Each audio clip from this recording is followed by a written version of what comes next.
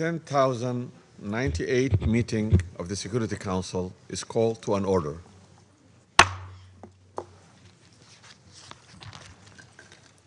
The provisional agenda for this meeting is the situation in Middle East, including the Palestinian question. The agenda is adopted. In accordance with Rule 37 of the Council's Provisional Rules of Procedure, I invite the representatives of Algeria, Armenia, Australia, Austria, Brazil, Canada, Chile, Cuba, Egypt, Germany, Iceland, India, Indonesia, the Islamic Republic of Iran, Iraq, Ireland, Israel, Italy, Japan, Jordan, Kazakhstan, Kyrgyzstan, Lebanon, Malaysia, Maldives, Mexico, Morocco, Namibia, Norway, the Philippines, Poland, Portugal, Qatar, the Republic of Korea, Kingdom of Saudi Arabia, Sierra Leone, Slovenia, South Africa, Spain, Switzerland, the Syrian Arab Republic, Thailand, Timor-Leste, Tunisia, Turkey, Uganda, United Arab Emirates, the Bolivarian Republic of Venezuela, and Vietnam to participate in this meeting. It's so decided. I propose that the Council invite the permanent observer of the Observer State of Palestine to the United Nations to participate in this meeting in accordance with the provisional rules of procedure and the previous practice in this regard. There be no objection. It's so decided. In accordance with Rule 39 of the Council's Provisional Rules of Procedure, I invite Mr. Ramirez Al-Akbarov, the Deputy Special Coordinator for the Middle East Peace Process and United Nations Resident and Humanitarian Coordinator, to participate in this meeting. It's so decided. In accordance with Rule 39 of the Council's Provisional Rules of Procedure, I also invite the following to participate in this meeting: His Excellency, Mr. Jaime Hermida Castillo, Vice Chair of the Committee on the Exercise of Inalienable Rights of the Palestinian People. His Excellency, Mr. Stavros Lamberdinis, Head of the Delegation of the European Union to the United Nations, and His Excellency, Mr. Majid Abdulaziz, Permanent Observer of the Permanent Observer Mission of the League of the Arab States to the United Nations. It's so decided. The Security Council will now begin its consideration of the item 2 of the agenda. I'll now give the floor to Mr. Ramiz Al-Akbarov.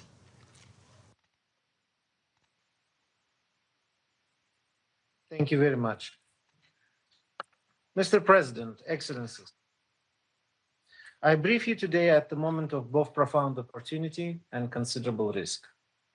In front of us, we see a potential turning point for Gaza, a genuine chance for a better future. But many uncertainties remain. In parallel, we also see a continued unraveling in the occupied West Bank and a region mired in tension. The announced start of the second phase of the President Trump's 20-point plan, comprehensive plan, is a critical step in consolidating the ceasefire in Gaza, alongside the establishment of subsidiary bodies of the Board of Peace, including the National Committee for the Administration of Gaza and the Office of the High Representative for Gaza. I have just returned from Cairo, where I met with the National Committee for the Administration of Gaza to discuss how the United Nations can best support the committee's effort to provide critical public services, facilitate humanitarian aid, and lay the groundwork for reconstruction in Gaza, in line with the UN Security Council Resolution 2803. The task at hand is monumental. It requires full coordination among all stakeholders, taking into account the existing systems and capacities. The United Nations stands ready to support the committee and the Palestinians in Gaza as they start the arduous work of rebuilding. I welcome the recovery of the last hostage in Gaza, and I'm relieved that they have been returned to Israel for burial. I extend my condolences to the family of Rangvili. With all hostages returned, I hope that the process of healing for the families of all of those affected may begin. Implementation of the next phase of the comprehensive plan must advance in good faith. I'm encouraged by Israel's announcement on 25th January that Rafah crossing will open to pedestrian movements in both directions. Demilitarization of the Gaza Strip is essential to enable conditions and security arrangements that are urgently required to facilitate the work of the National Committee across the entire Strip. Mr. President, my last visit to Gaza affirmed one truth. The people in Gaza are ready and eager to lead the way to a better, more stable future. Less than 2 weeks ago, amidst enormous misery and pain, I witnessed inspiring resilience and hope. Youths taking their exams and excelling in the most difficult of circumstances. Farmers who are unable to import seeds, but still finding ways to plant greenhouses repaired with makeshift materials, and small business owners devising ingenious solutions when faced with scarce materials and a devastated market. Such efforts are being replicated across Gaza. They deserve our support. But nevertheless, nearly the entire population in Gaza remains in need of humanitarian assistance.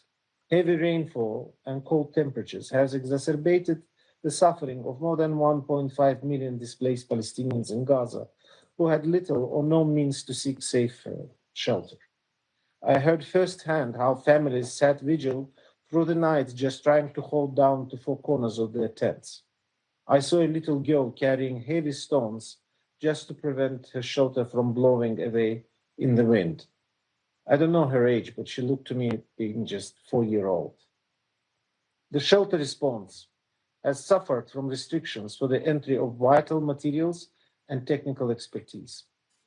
As a result, shelter sites in Gaza do not meet the scale of the needs or international standards. Transitional shelter sites must provide access to much needed essential services. Above all, they must be voluntary and dignified and in line with humanitarian principles. The support of all stakeholders is needed. Mr. President, across all sectors, humanitarian actors are still unable to operate at scale in Gaza. Their work is being hindered by insecurity, custom clearance challenges, the limited number of partners authorized by Israeli authorities to bring cargo into Gaza, delays and denials of cargoes at crossing, and limited routes available for transporting supplies within Gaza. While the Jordan corridor remains a humanitarian lifeline, current volumes entering Gaza through back-to-back arrangements represent only a fraction of what was previously achieved when the direct route was operational. Since 10 October, only 9% of 2720 processed aid has entered Gaza via Jordan. Fully utilizing existing proven regional corridors remains essential to saving lives in Gaza. Entry of mobile homes, rescue equipment, fuel, and medical supplies continues to be severely restricted, endangering the lives of tens of thousands of IDPs and patients. To address this, materials must enter at scale. Access to public infrastructure and agricultural land remains restricted. Meanwhile, regular detonations of residential buildings are continued and repeated population displacements have occurred. On 30th December, Israel announced its plans to suspend the operations of some international NGOs. The government also notified 37 NGOs that their registration would expire at the end of 2025 due to what Israel says is the failure to comply with the new regulations, triggering a 60-day review period. Banning these NGOs will have a significant impact on the humanitarian response across the OPT. I urge Israel to immediately reverse this decision. Despite the ceasefire, the Israeli military continues to conduct military operations with airstrikes, shelling, and gunfire occurring across the street. Armed exchanges also persisted with Palestinian militants. Attacks in the vicinity or of or beyond of so-called yellow line are happening daily, and hundreds of Palestinians have been killed since the ceasefire began, including many women and children. Civilians must be protected at all times. Amid the obstacles, we also have seen some welcome actions. The continued arrival of aid via Egypt, Jordan, Israel, occupied West Bank, and Cyprus has been critical. This has helped increase the volume of supplies brought into Gaza and led to improvements in nutrition status of the population. But more needs to be done. Mr. President, I would like to devote the remainder of my briefing to addressing the spiraling dynamics in the occupied West Bank. Every month, the United Nations and many others in this Council emphasize the gravity of the unfolding situation. But that has yet to translate into meaningful action on the ground. Negative trends are entrenched daily. The reporting period was marked by continued violence with extensive Israeli military operations, settlement expansion, settler violence, demolition, and large-scale detentions. In late December and early January, Israeli forces conducted intensified raids across Jenin, Nablus, Hebron, and Ramallah, frequently involving live fire and raising serious concerns about the use of lethal force. A 16-year-old boy was shot and killed during a raid in Kabatia on 20th December and after reportedly throwing a brick toward an IDF soldier. And multiple Palestinians were killed or fatally wounded during the operation south of Nablus. There have been large-scale arrest campaigns of Palestinians by Israeli security forces, including children, amidst reports of ill treatment and torture and continued deaths in custody. Palestinian attacks against Israelis have also persisted. On 26 December, a Palestinian man killed 2 Israelis, including a woman, in 2 ramming and stabbing attacks in northern Israel. At the same time, settler violence intensified. In December, repeated settler attacks led to the displacement of the entire community of Hirbet Yanun in Nablus Governorate, and in January we saw the forcible displacement of some 80 households from Ras Ain Auja in Jericho Governorate. Demolitions and large-scale land seizures continued across the northern West Bank. Evictions in East Jerusalem's Silvan neighborhood on 4th January and extensive demolitions in Tul Karam Nur Shams refugee camp at the end of December underscore how violence, displacement, and territorial fragmentation are converging on the ground. Meanwhile, settlement expansion has been rapid and relentless. The combination of settlement advancement, state land declarations, and persistent establishment of outposts is carving up and making vast swaths of land inaccessible for Palestinian use in the occupied West Bank. During the reporting period, approximately 1,860 housing units were advanced in the Area C. This includes 120 housing units at Sanur, a settlement that was evacuated in 2005. Additionally, 2,850 housing units were advanced in East Jerusalem. These include 2 large-scale plans, a plan for 1,500 housing units in residential towers in a government complex between Sheikh Jarrah and Mount Scopus, and a plan in East Talpiot for 950 housing units in several residential towers. The Israeli government has also published tenders for over 4,770 in Area C, including 3,401 housing units in E1, which, if built, would effectively sever the connection between the northern and southern West Bank. In recent weeks, the pressure campaign against UNRWA has also sharply escalated in an effort to end its operation in the occupied Palestinian territory.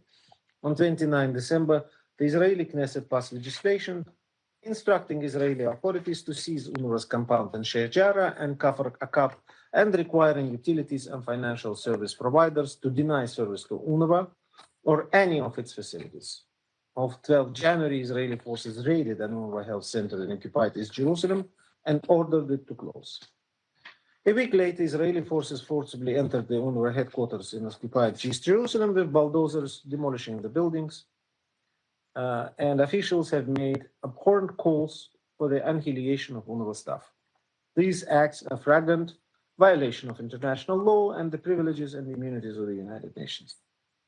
I call on the Israeli government to abide by the October 2025 advisory opinion by International Court of Justice, which states that Israel is obliged under international law to facilitate UNRWA's operations, not hinder or prevent them. Despite significant increases in international support in 2025, the unilateral withholding by Israel of all Palestinian clearance revenues continues. The Palestinian Authority continues to face the growing fiscal crisis resulting in partial payment of civil servant salaries and a reduction in services. Nearly $2.5 billion of clearance revenues remains withheld by Israel. Mr. President, Israeli government policies have facilitated a number of destructive trends: rapid settlement expansion and its related infrastructure, the creation and legalization of outposts, widespread demolitions and displacements, state land declarations, deepening movement and access restrictions, and expansion of municipal boundaries. Persistent and extreme settlers' violence, frequently accompanied or supported by Israeli security forces, continues to inflame tensions, forcibly displace Palestinians, and exacerbate instability. The consequences have been severe, deepening the occupation, fragmenting Palestinian space, and strengthening territorial contiguity for settlement. And ultimately, these steps are further undermining the prospects for peace and the establishment of a two-state solution. Unless urgently addressed, they may also jeopardize progress on implementing the second phase of the ceasefire agreement.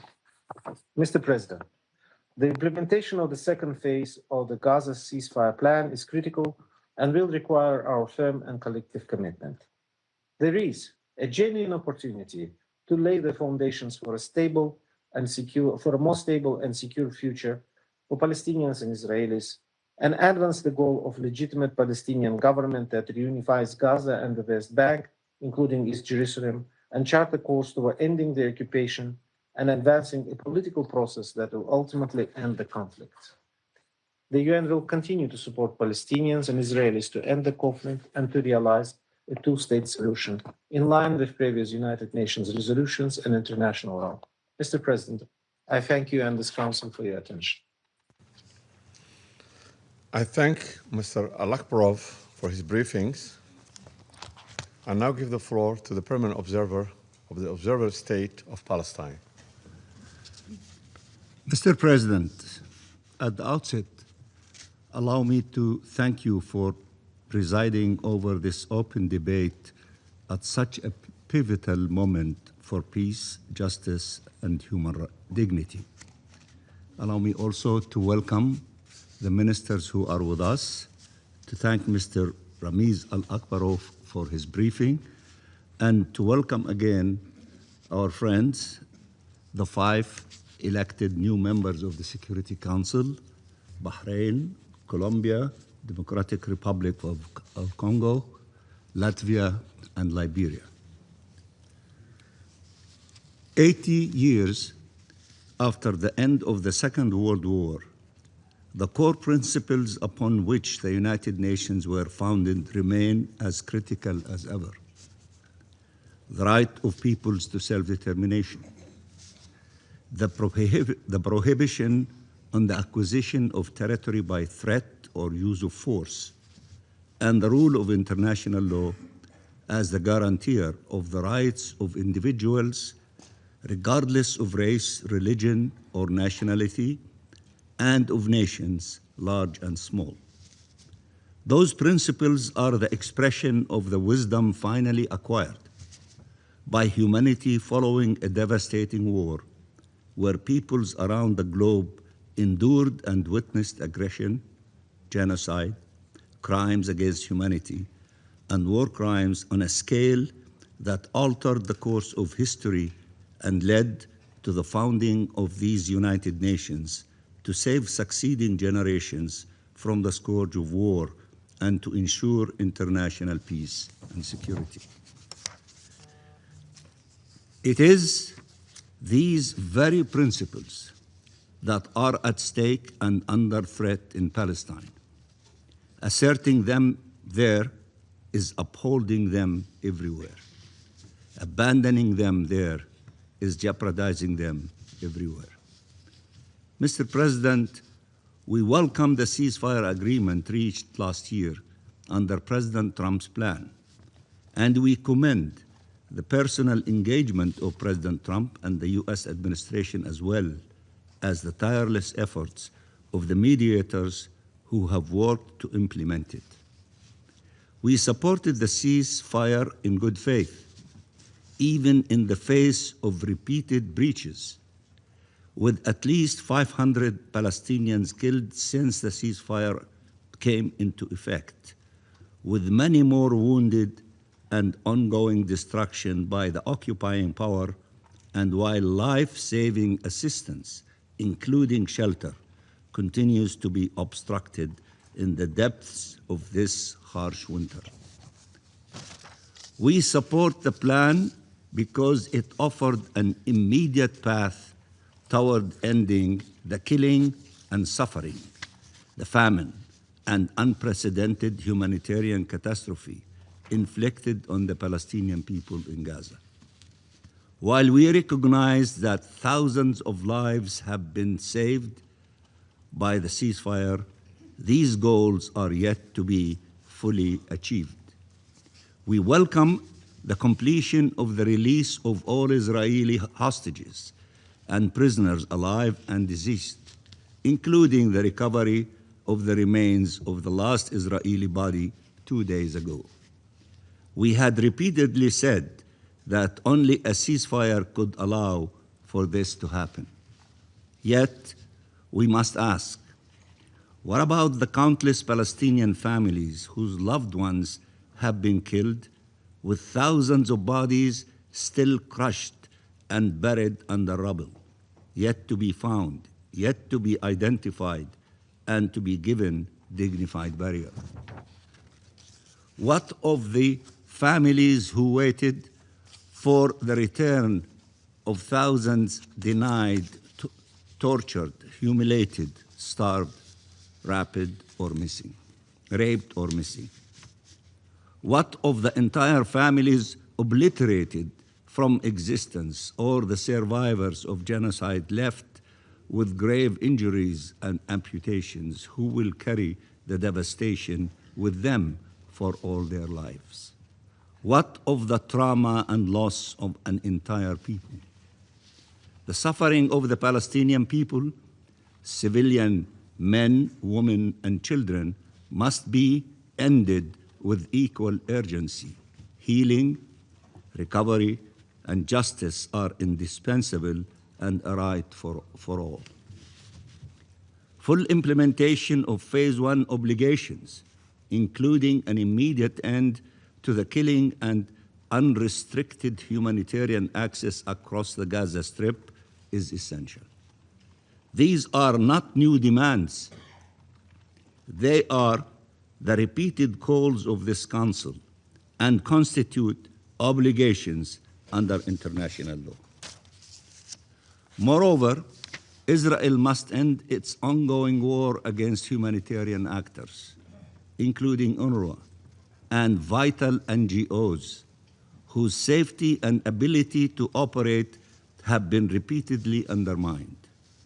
The destruction of UNRWA facilities, including the seizure and destruction of its headquarters in occupied East Jerusalem, which was also set ablaze, and the targeting of humanitarian personnel, and now the attempt to ban and expel recognized and respected NGOs operating on Palestinian territory, demonstrate total contempt for the very mechanisms established to protect and assist civilians. It is an attack on the United Nations by one of its members in ways we had never witnessed before. The advisory opinion of the International Court of Justice on Israel's humanitarian obligations must be fully respected.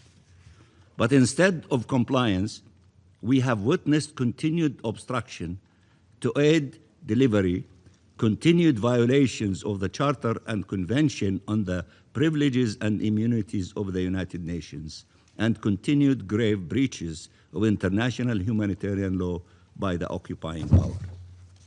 In this regard, we call the letters of the Secretary General to the Security Council, to you and General Assembly, including that in light of the gravity of the Israeli government's actions, and I quote, "A situation may exist in which a difference has arisen between the United Nations and the State of Israel regarding, among other things, the interpretation or application of the General Convention," end of quotation of the letter of the SG. Furthermore, we are obliged to underscore yet again, Israel is not the sovereign in the Palestinian territory. This illegal occupation has no rights whatsoever in occupied Palestine, including in Jerusalem. Mr. President, the ceasefire's permanence and success requires that Israel cease trying to dictate the future of Gaza and to fully withdraw from the territory. Gaza is an integral part of the Palestinian territory. I repeat, Gaza is an integral part of the Palestinian territory. It belongs to the Palestinian people, nobody else. And any transitional arrangements must fully respect our people's rights and our sovereignty over the occupied Palestinian territory. The Gaza Strip must be reunited with the West Bank, including East Jerusalem, without delay. And our people's right to self-determination and independent statehood, enshrined in the principles and purposes of the UN Charter, which I began with, and in numerous resolutions of the Security Council, General Assembly, ICJ rulings, and in peremptory norms of international law, cannot be disposed of. Israel has to abandon its plans to forcibly displace and replace our people across occupied Palestine. In the West Bank, Israeli military attacks and settler terrorism continue unabated, systematically driving Palestinians from their homes. Settlements continue to be advanced, all tools of rampant annexation. In this regard, we warn of the dangerous Israeli escalation against Palestinian cities, villages, and refugee camps in the West Bank, including the implementation of the so-called E1 settlement project. This must be stopped.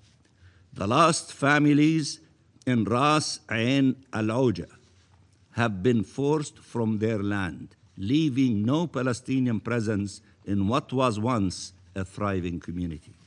This was the largest shepherding community in the southern Jordan Valley and the last to survive Israelis' ethnic cleansing in the area.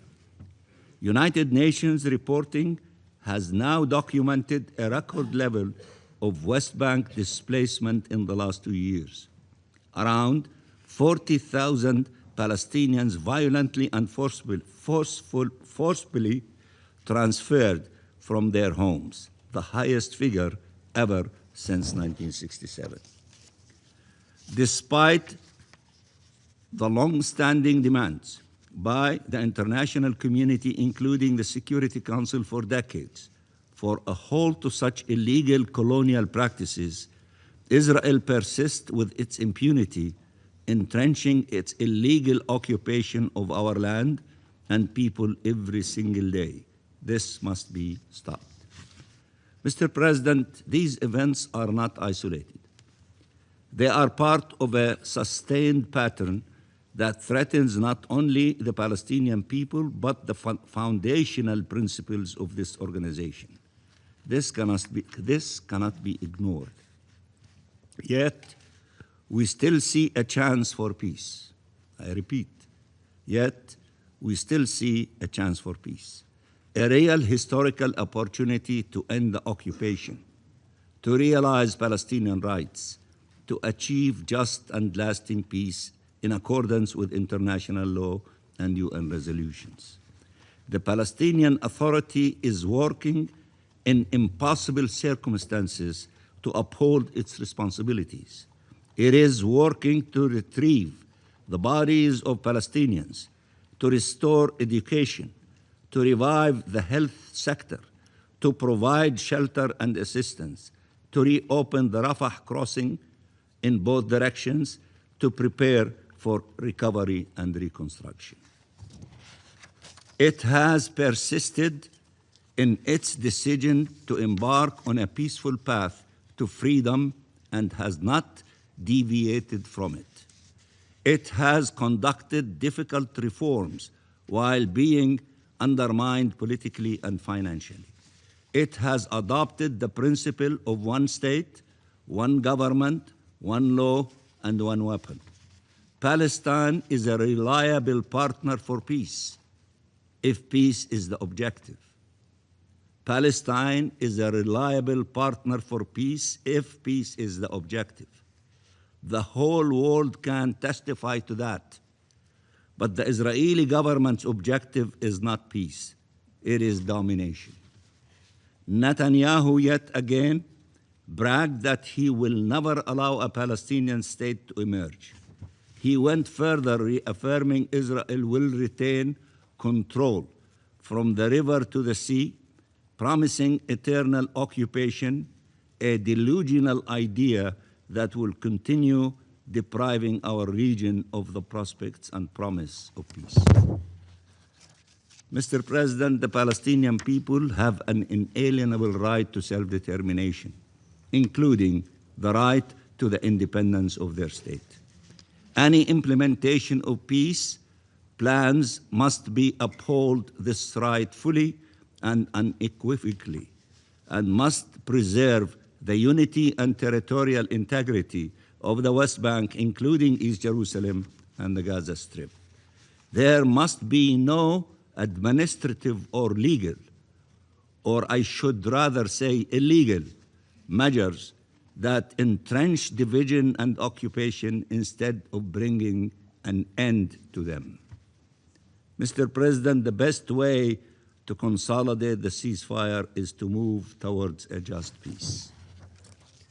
This requires the mobilization of the international community as a whole, in charting a clear path away from occupation and war towards shared peace, security, and prosperity as foreseen by the New York Declaration and supported overwhelmingly by the member states of these United Nations.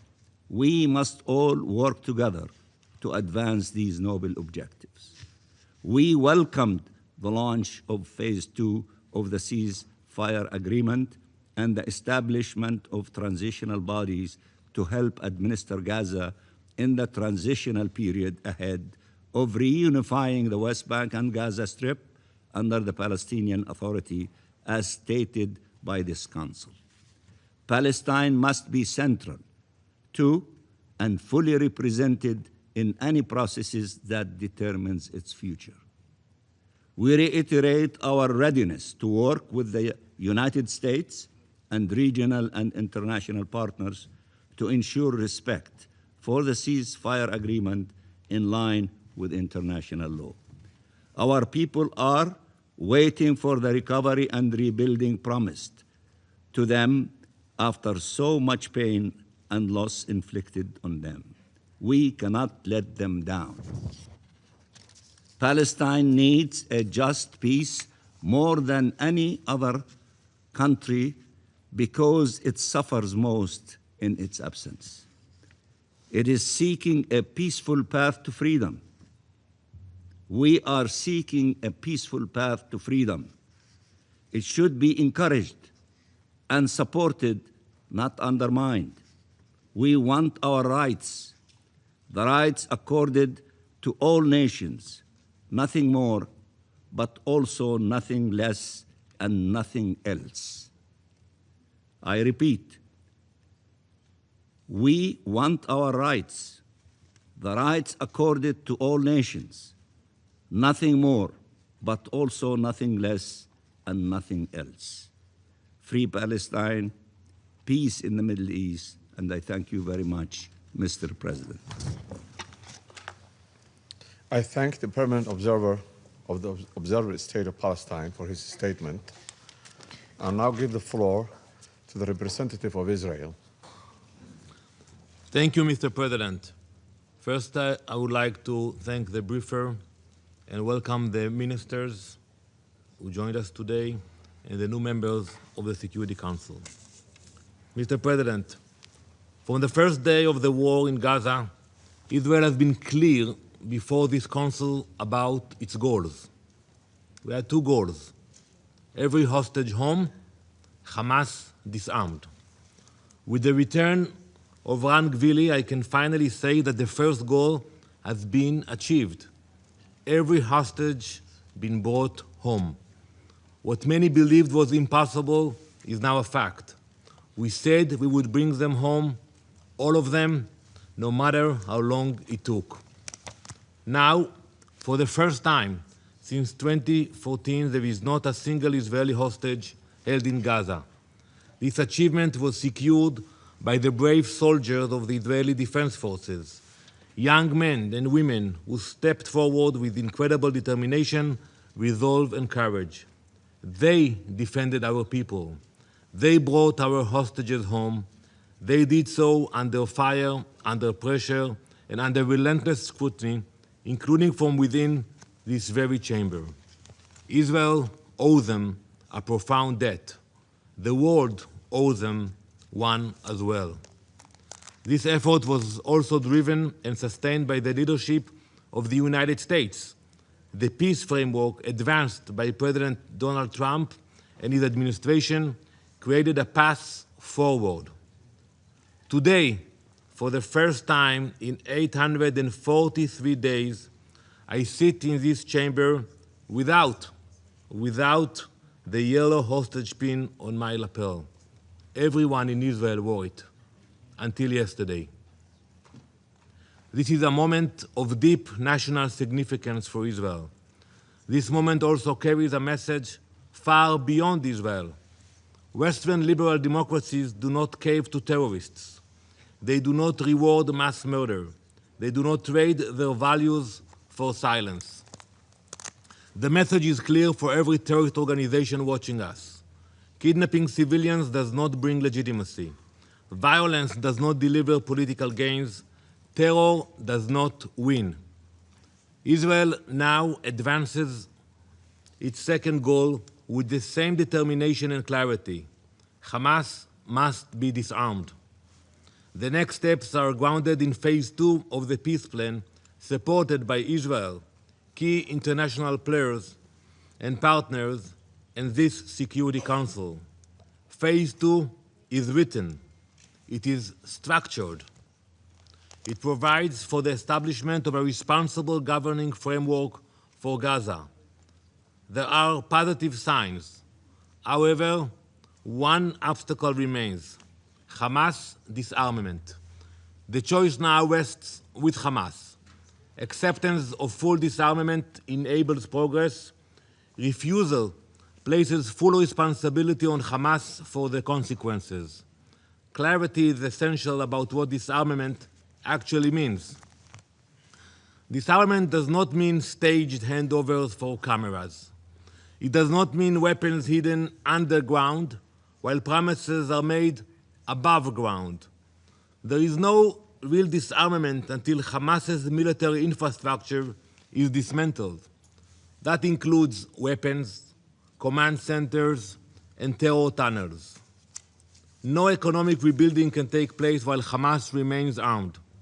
No civilian future can exist while a terrorist army controls Gaza. A genocidal terrorist organization should not have any weapons. Hamas understands this reality. That is why it delays, that is why it deceives. But don't just take Israel's word for it. Hamas put this in writing. In the final days of last year, Hamas released this manifesto, very impressive one. This document, a copy of which was sent to all of your missions this morning, removes all doubt about Hamas's real intentions. They wrote it. It wasn't us. In this document, it says very clearly, It rejects disarmament. It rejects giving up political power. It denies the atrocities of October 7th. It justifies and glorifies its mass murder. Hamas even boasts about its strategy and diplomacy. In its own words, it calls one of the achievements of October 7th the collapse, and I quote, of Israel's image as a Western democracy. That tells you everything. This is not the language of peace, even when dressed up as diplomacy. It is a roadmap for future violence. Do not fall into Hamas's playbook. Do not let its propaganda write your talking points. Hamas still remains heavily armed. Let me show you the numbers. It still holds thousands of rockets, anti-tank missiles, and tens of thousands of Kalashnikov rifles. In total, Hamas still holds roughly 60,000 assault rifles. These weapons are used not only against us, against Israel, but against Gazans who oppose Hamas rule. This is not a movement preparing for peace. This is a terrorist army preparing for its next war. Israel has fully implemented phase 1 of the agreement.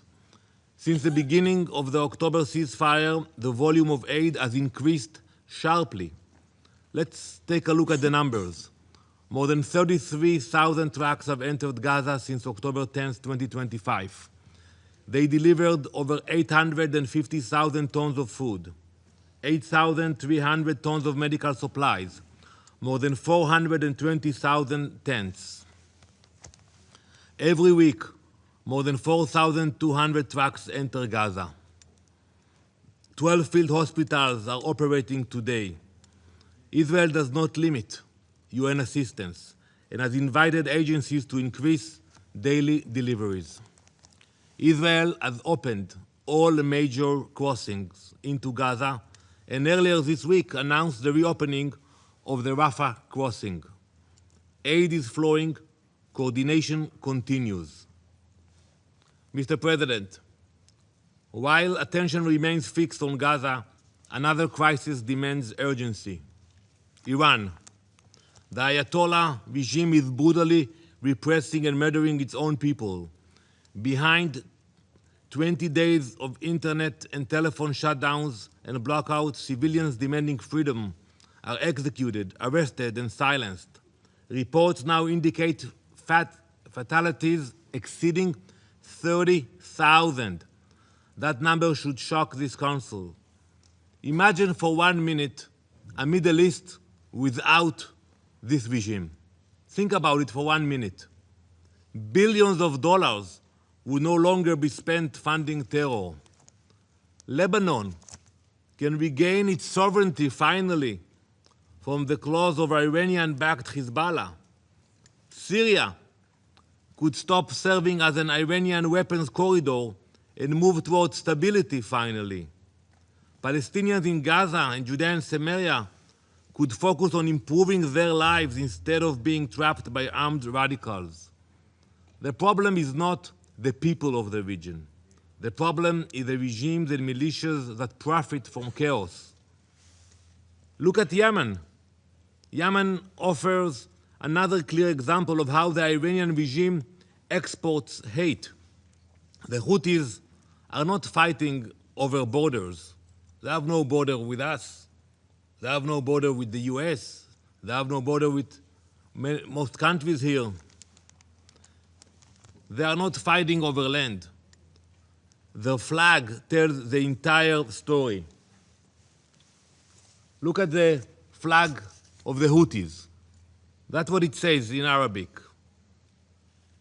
Allah Akbar, Al-Maut li-America, Al-Maut li-Israel, Alana al-Yahud, Al-Nasr lil-Islam. In English, God is great, death to America, death to Israel, curse on the Jews, victory to Islam. That is the official flag of the Houthis. This is radicalism. It is insanity.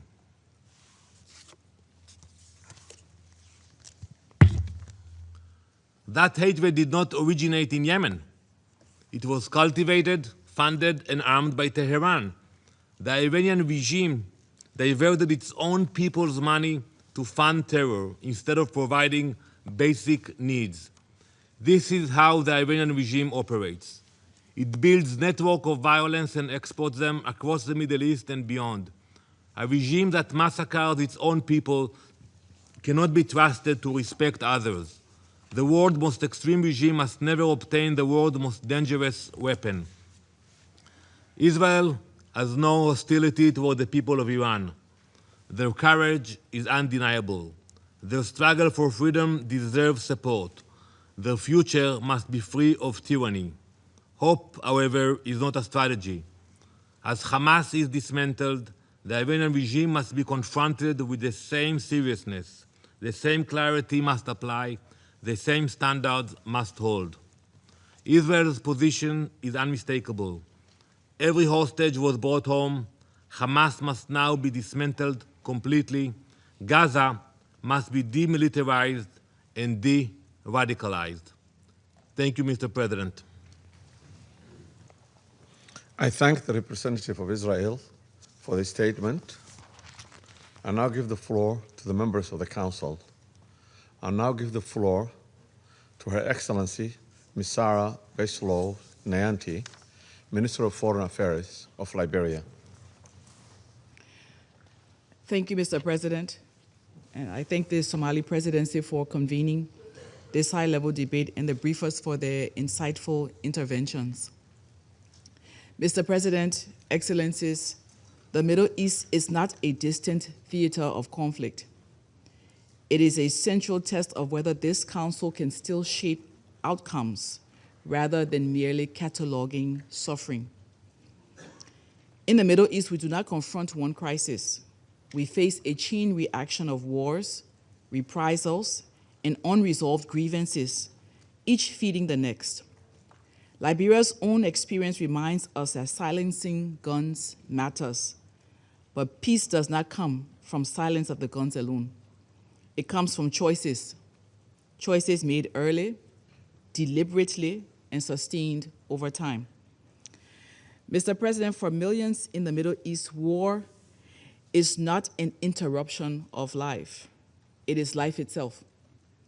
There are people who are born under bombardment, who learn adulthood under occupation or siege, and who will grow old without ever knowing what it means to live without fear.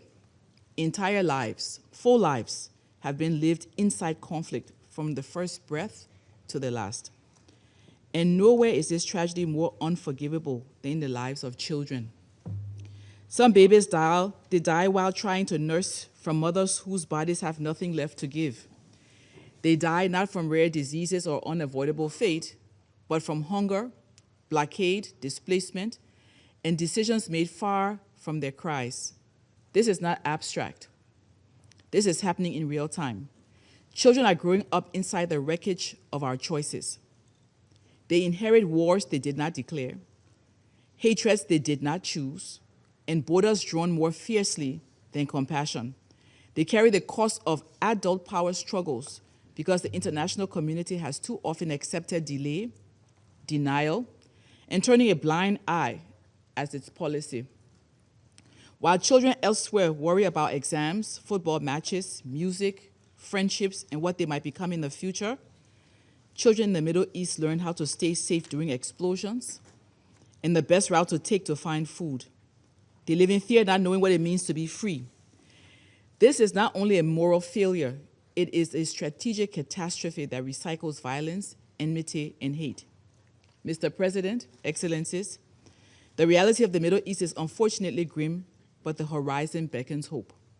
Liberia notes recent diplomatic efforts aimed at reducing violence and reopening political space in Gaza and across the region. We applaud initiatives led by Qatar, Egypt, and the United States, other regional leaders, and other stakeholders, which have helped to create momentum toward de-escalation, improved humanitarian access and dialogue. Progress, however, is fragile, but progress matters. Let's be clear, this momentum must be sustained. Therefore, Liberia encourages continued engagement with this Council and with all stakeholders to deepen the progress, seize every opportunity, and consolidate the gains already made. History shows that diplomatic openings will close inevitably, not because they are imperfect, but because they are abandoned. Mr. President, no conflict has more broadly defined the region than the one between Israel and Palestine. Liberia is concerned by this protracted conflict. We reiterate the urgent need for immediate and sustained de-escalation and for expanding humanitarian access that is predictable and safe. Liberia continues to support a negotiated two-state solution consistent with relevant Security Council resolutions. Security that lacks political legitimacy cannot endure. Crisis management, however necessary, cannot substitute for a genuine peace process. Mr. President, Excellencies, force can dominate a moment, but only justice can shape a future. If force worked, we would not be here having this debate. What is not resolved through dialogue will resurface louder, angrier, and more dangerous. Hence, any solution must be shaped with the involvement of all concerned stakeholders. Mr. President and Excellencies, beyond Gaza, we are aligned by rising tensions along the blue line between Israel and Lebanon. We recall Security Council Resolution 1701 and support UNIFIL's stabilizing role. In Syria, humanitarian suffering continues amid political paralysis. Resolution 2254 remains the agreed framework for sustainable peace. Regional engagement must translate into a political movement that is inclusive, but not an acceptance of permanent stagnation. In Yemen, fragile steps toward de-escalation offer a chance that must not be squandered. Dialogue remains the only path that does not end in more deaths and destruction. Peace in the Middle East cannot be defined simply by what ends. It must be defined by what begins. Dignity, justice, and the freedom for people to build ordinary lives. It must offer a future where Jews and Palestinians, Christians and Muslims, Arabs and non-Arabs can live not only side by side, but together working in the same hospitals, trading in the same markets, studying in the same universities, protecting shared water sources, building businesses, and competing in ideas rather than arms. Finally, Mr. President, Liberia will close with the following. We call for expanded regular humanitarian corridors into Gaza and all conflict zones in the region. We urge support for confidence-building measures facilitated by UN peace-building measures, peacekeeping, regional partners support. We encourage regional actors and international partners to sustain diplomatic momentum and avoid the collapse of current openings. We call on all stakeholders to support efforts that restore political legitimacy, governance capacity, and economic stability for both Israelis and Palestinians. And we stress the need to promote regional commitments to stop the use of children in conflicts and to shield schools and hospitals from attacks or misuse. Liberia stands ready to work with all Council members for sustainable peace in the Middle East. Thank you, Mr. President. I thank Her Excellency Ms. Nyanti for her statement. I now give the floor to His Excellency Mr. Georgios Gerapetriadis, Minister of Foreign Affairs of Greece. Thank you, Mr. President. I would like to thank the Deputy Special Coordinator for his briefing and welcome the new elected members of the Council. We're looking forward to working with all of you. Distinguished colleagues, as Greece continues its tenure on this Council, we do so with clarity of purpose and a strong sense of responsibility. At a time when the international system is facing profound challenges, the United Nations and the Security Council in particular continues to provide the central and indispensable framework for dialogue, cooperation and collective action in support of international peace and security. Greece's foreign policy is firmly grounded in respect for the Charter of the United Nations and the principles enshrined therein: respect for sovereignty and territorial integrity, the inviolability of borders, and the prohibition of the threat of use of force. These principles are not abstract ideals. They constitute the foundation of a stable international order and guide our collective work within this Council. Peace in the Middle East is an urgent moral, political, and humanitarian imperative. Greece consistently supports all initiatives that can have a tangible, positive impact on the ground and bring the region closer to a lasting peace and stability. In this spirit, we have strongly supported the comprehensive plans for Gaza and voted in favor of Security Council Resolution 2803. We acknowledge the progress achieved towards sustained ceasefire and the implementation of the 20-point Gaza peace plan endorsed by this Council. We have been very relieved that the body of the last hostage has been returned to his family. This development concludes a deeply painful chapter for the families. It also opens the path for the full implementation of Phase 2, which is a truly decisive moment. This next step must include full disarmament of Hamas and other armed groups. Addressing Israel's legitimate long-term security concerns is a key precondition for sustainable peace. The nomination of a Palestinian National Committee for the administration of Gaza, with the support of the presidency of the Palestinian Authority, is a welcome development. It represents an important step towards legitimate and accountable governance, which is indispensable for stability, reconstruction, and long-term peace. The future reconstruction of Gaza must be credible, coordinated, and firmly anchored in legitimate governance structures and embedded in a broader political and credible political horizon. Gaza and the West Bank is a single, indivisible territorial unit for a future Palestinian state. The path forward is clear: a credible political process leading to a two-state solution, allowing Palestinians and Israelis to live side by side in peace and security.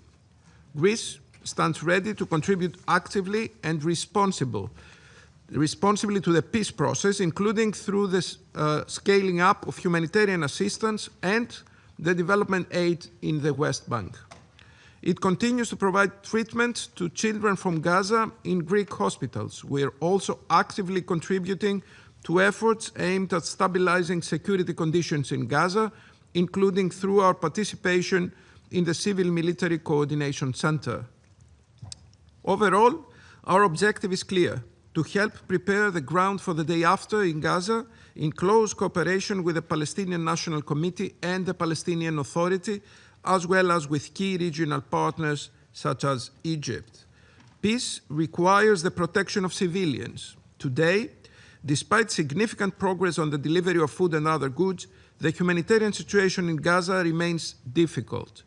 Harsh weather conditions, devastated infrastructure, and shortages of food, water, and medical supplies continue to exacerbate suffering. Humanitarian access, including via Cyprus Maritime Corridor, must therefore be unimpeded. We're also concerned with recent developments affecting UNRWA, notably the demolition of its facilities in East Jerusalem. Beyond Gaza, the situation in the West Bank is steadily deteriorating. Rising settler violence, including against Christian communities, erodes trust and fuels instability on the ground. We also call for a halt to settlement activities, including in the E1 area. As the Greek Prime Minister stated during his recent visit to Ramallah and Jerusalem, Greece's support for the Palestinian Authority is unwavering. It remains the legitimate representative of the Palestinian people, and as such must be empowered politically and financially. The Palestinian Authority has been very serious in promoting reforms. Withheld tax revenues must be released immediately. Equally, the preservation of the status quo of the holy sites in Jerusalem is of paramount importance.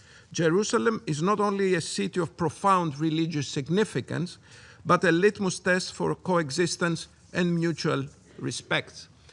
Mr. President, turning to Lebanon, this Council's visit to Beirut last December was more than symbolic.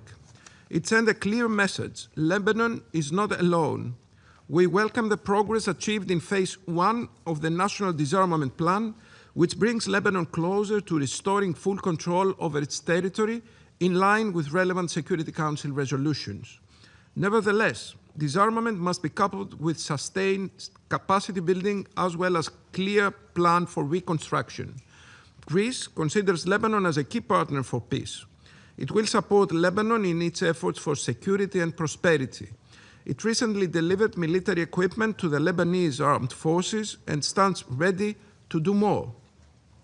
In the same vein, we welcome the organization of an international conference in Paris on March 5, aiming at garnering international support toward the LAF, and we're looking forward to our participation.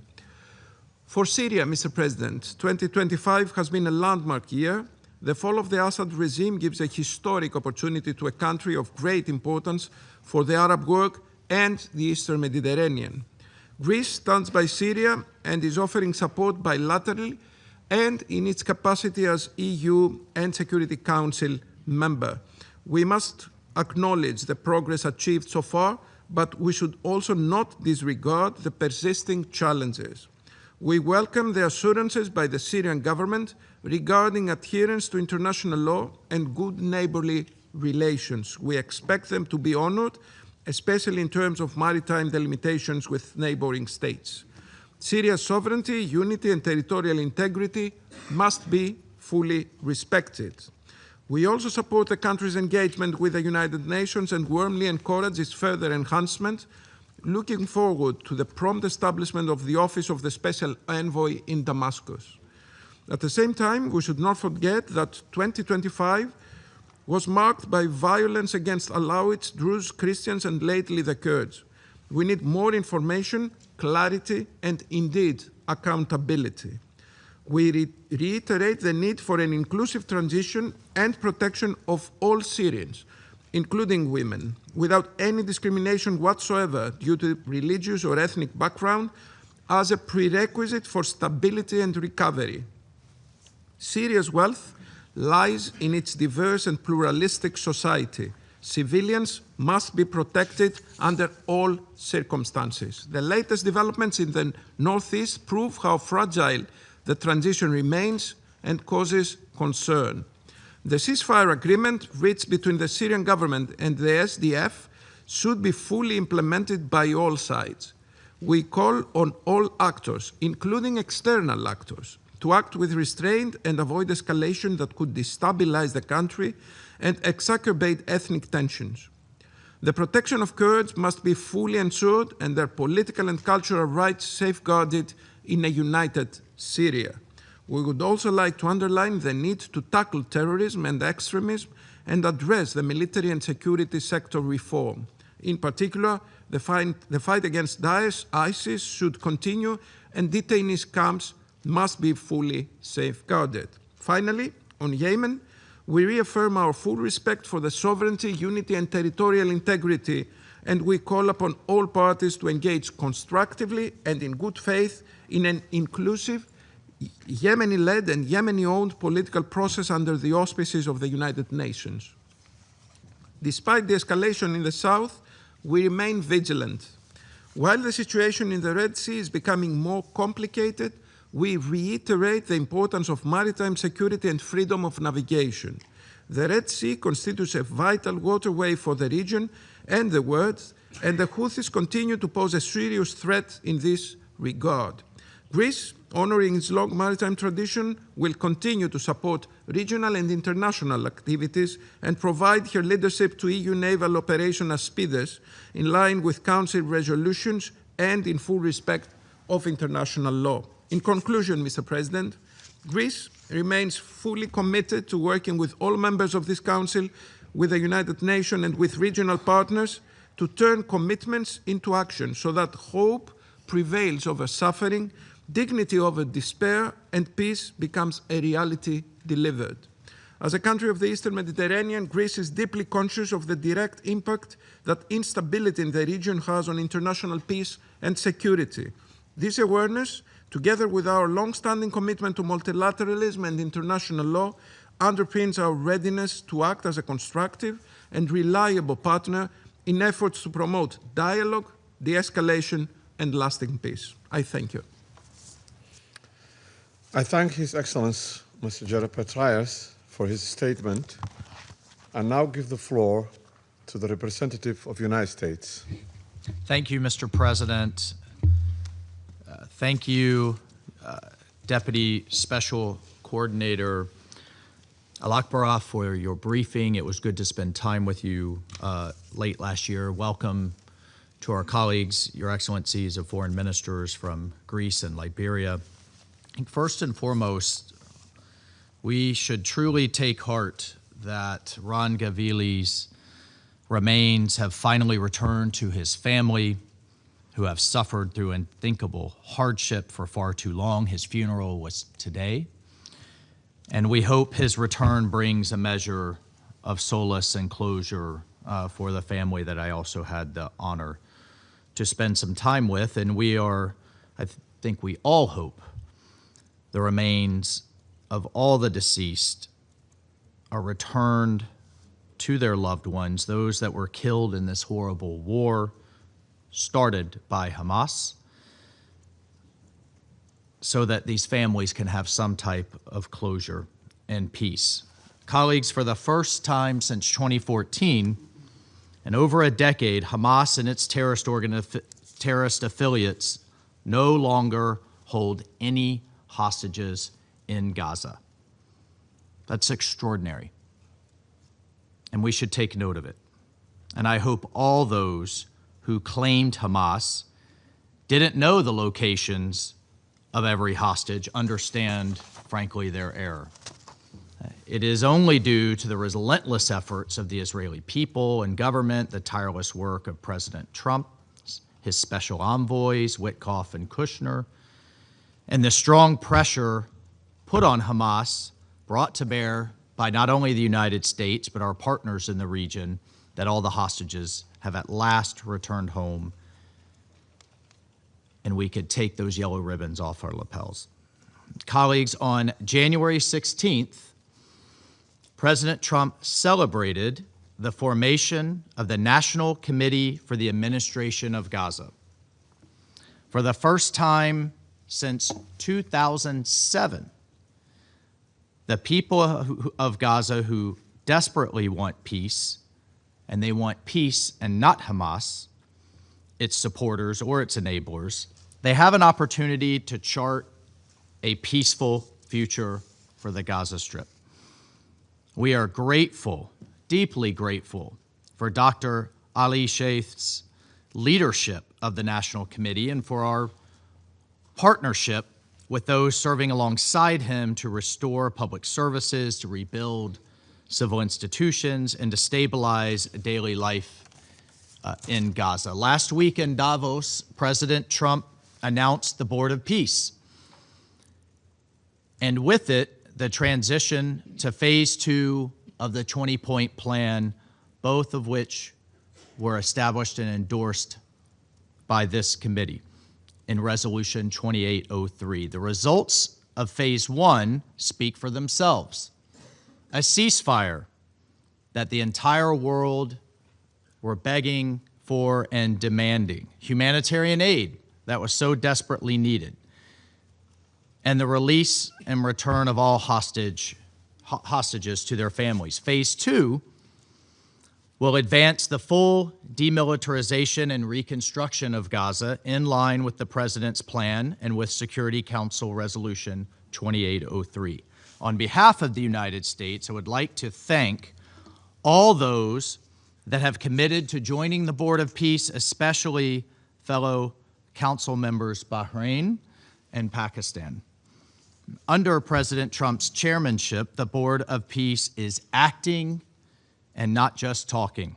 With the President's vision and tenacity, the board will help realize a new Gaza and a break from this decades-old cycle of violence. We realize it's unconventional. Change makes some uncomfortable. But with this innovative approach, we are leaving behind decades of wasted time, wasted money, and wasted chances for peace. And we are already seeing results. With the cooperation and assistance of Israel and our Board of Peace partners, over 55,000 trucks have entered Gaza, bringing food, shelter, and medicine since the ceasefire began. Over 1.3 million people have received food assistance in December. We welcomed the reopening of Allenby Gate and King Hussein Bridge, the crossing between Israel and Jordan, and we welcome the full opening of the reopening of the Rafah border crossing, which will expedite the flow of medical evacuations. But we must take care. Assistance cannot devolve into dependence, and with support from the High Representative for Gaza, Nikolai Mladinov,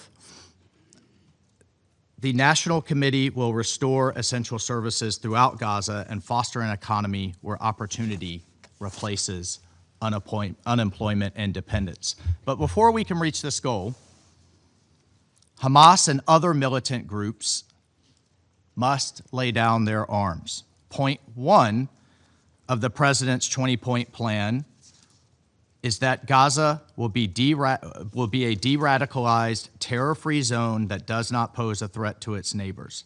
They must live up to their end of the bargain. Point 2 is that Gaza will be redeveloped for the benefit of the people of Gaza who have suffered for far too long and for more than enough. Only de-radicalization, only disarmament, only demilitarization will bring Gaza prosperity and stability, and we, along with our partners on the Board of Peace and in consultation with the National Committee, will apply pressure to Hamas to honor its commitment and to disarm. Hamas must not have any role in the governance of Gaza, directly or indirectly, in any form, period. All military, terror, and offensive infrastructure, including tunnels and weapon production facilities, will be destroyed and not rebuilt.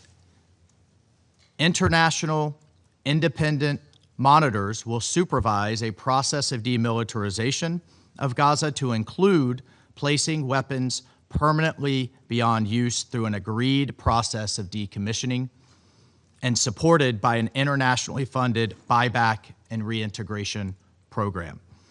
New Gaza will be fully committed to building a prosperous economy and a peaceful coexistence with its neighbors.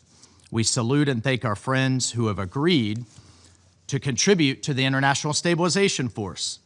Under the leadership of Major General Jasper Jeffers of the United States Army, the ISF will begin to establish control and stability so that the Israeli Defense Forces can withdraw from Gaza based on standards, milestones, and timeframes linked to demilitarization.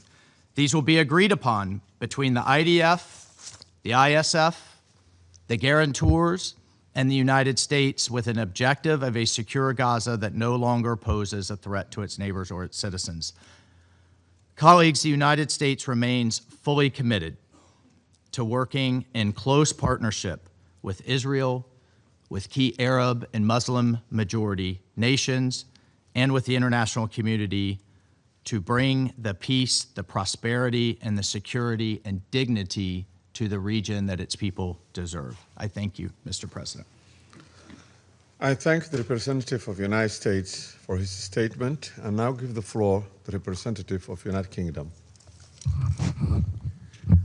Thank you, President. I thank Deputy Special Coordinator Alakbarov for his briefing, and I also join others in welcoming the foreign ministers of Liberia and Greece to the Council today. This week brought the long-awaited return of the final remaining hostage in Gaza, Ran Gavili, killed while defending families at Kibbutz Alumim during the brutal Hamas attack on October the 7th. As my Foreign Secretary said, our thoughts are with Ran's family as they now finally lay him to rest. The suffering of October the 7th and the devastating conflict that followed serve as a powerful reminder of the importance of our collective efforts to secure lasting peace in the Middle East. I will make 3 points. First, we welcome the announcement of the Palestinian National Committee for the Administration of Gaza, an important step in implementing the peace plan and putting Palestinians at the heart of efforts to recover and rebuild. We call for the swift implementation of Phase 2 of the peace plan as set out in Security Council Resolution 2803. including the withdrawal of Israeli forces, the decommissioning of Hamas's weapons, the deployment of the ISF, and a clear timeline for transition of governance from the Board of Peace to a reformed Palestinian Authority. Hamas can have no role in the future governance of Gaza. Second, for the peace plan to succeed, we must also see urgent action to address the still catastrophic humanitarian situation. The UN reports that at least 9 infants have died of hypothermia this winter, including a 3-month-old baby last week. This is completely unconscionable, especially when life-saving shelter and medical supplies remain at the border, blocked by Israeli authorities. We welcome Israel's commitment to partially open the Rafah crossing. But this is not enough. Rafah and all crossings must be fully opened to allow life-saving humanitarian supplies to enter at scale. The UK condemns Israel's egregious attacks against UNRWA's compound in East Jerusalem and its restrictions on the work of international NGOs. These are the backbone of the humanitarian response, providing $1 billion of funding annually. And without them, Palestinians will face yet more suffering. We call on Israel to fulfill its humanitarian commitments under President Trump's 20-point plan and its obligations under international law. Finally, we cannot allow the deeply concerning trajectory of Israeli actions in the West Bank to undermine our efforts to secure peace. We condemn ongoing settler violence and outpost construction in Area B. And we call upon the Israeli government to tackle this with effective law enforcement and accountability measures as needed. Israeli movement restrictions and incursions into Area A must cease. We oppose ongoing illegal settlement expansion, including recent developments around E1. President, we cannot afford to lose momentum towards peace. The UK remains committed to supporting swift implementation of Resolution 2803 and to forging a new future built upon a two-state solution with Israelis and Palestinians living in peace, security, and dignity. I thank you. I thank the representative of the United Kingdom for his statement and now give the floor to the representative of China. 谢谢主席，我感谢阿拉克巴罗夫副特别协调员的通报。中东是人类文明的摇篮，却长期饱受战乱之祸、流离之苦，是全球热点问题最集中的地区。当前，中东再次站在历史的十字路口，安全形势敏感脆弱，各种矛盾相互叠加。巴勒斯坦问题仍是中东问题的核心。国际社会应当进一步凝聚共识，推动巴勒斯坦问题早日得到全面、公正、持久解决。第一，以维护和平稳定为首要，立即停止一切暴力冲突。我们欢迎所有人质或人质遗体均已返回以色列。加沙第一阶段停火协议达成已经3个多月，但军事袭击仍未停止，平民伤亡不断攀升。约旦河西岸局势紧张，占领方持续扩大定居点，纵容定居者暴力。中方呼吁有关各方，特别是以色列，全面遵守停火协议，推动实现加沙全面持久停火。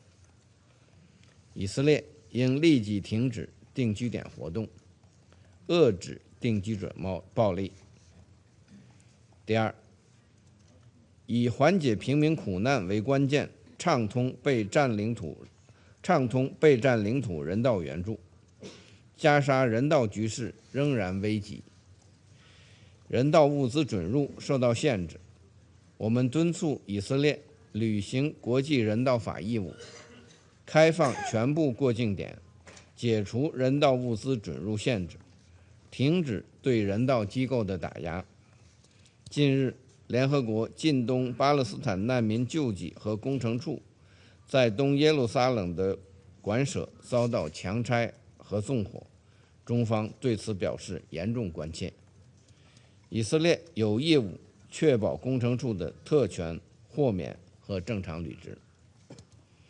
第三，以两国方案为遵循，稳妥推进加沙战后安排。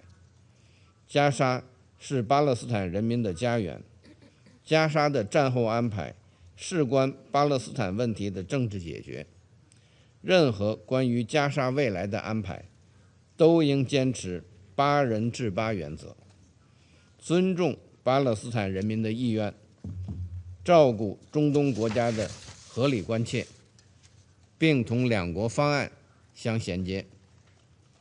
中方将继续支持巴勒斯坦在加沙战后治理中的主体地位。安理会肩负着维护国际和平与安全的首要责任，应当继续对加沙局势和战后安排保持密切关注，发挥应有作用。主席，当前伊朗局势引发广泛关注，中东地区战云密布，紧张气氛不断加剧。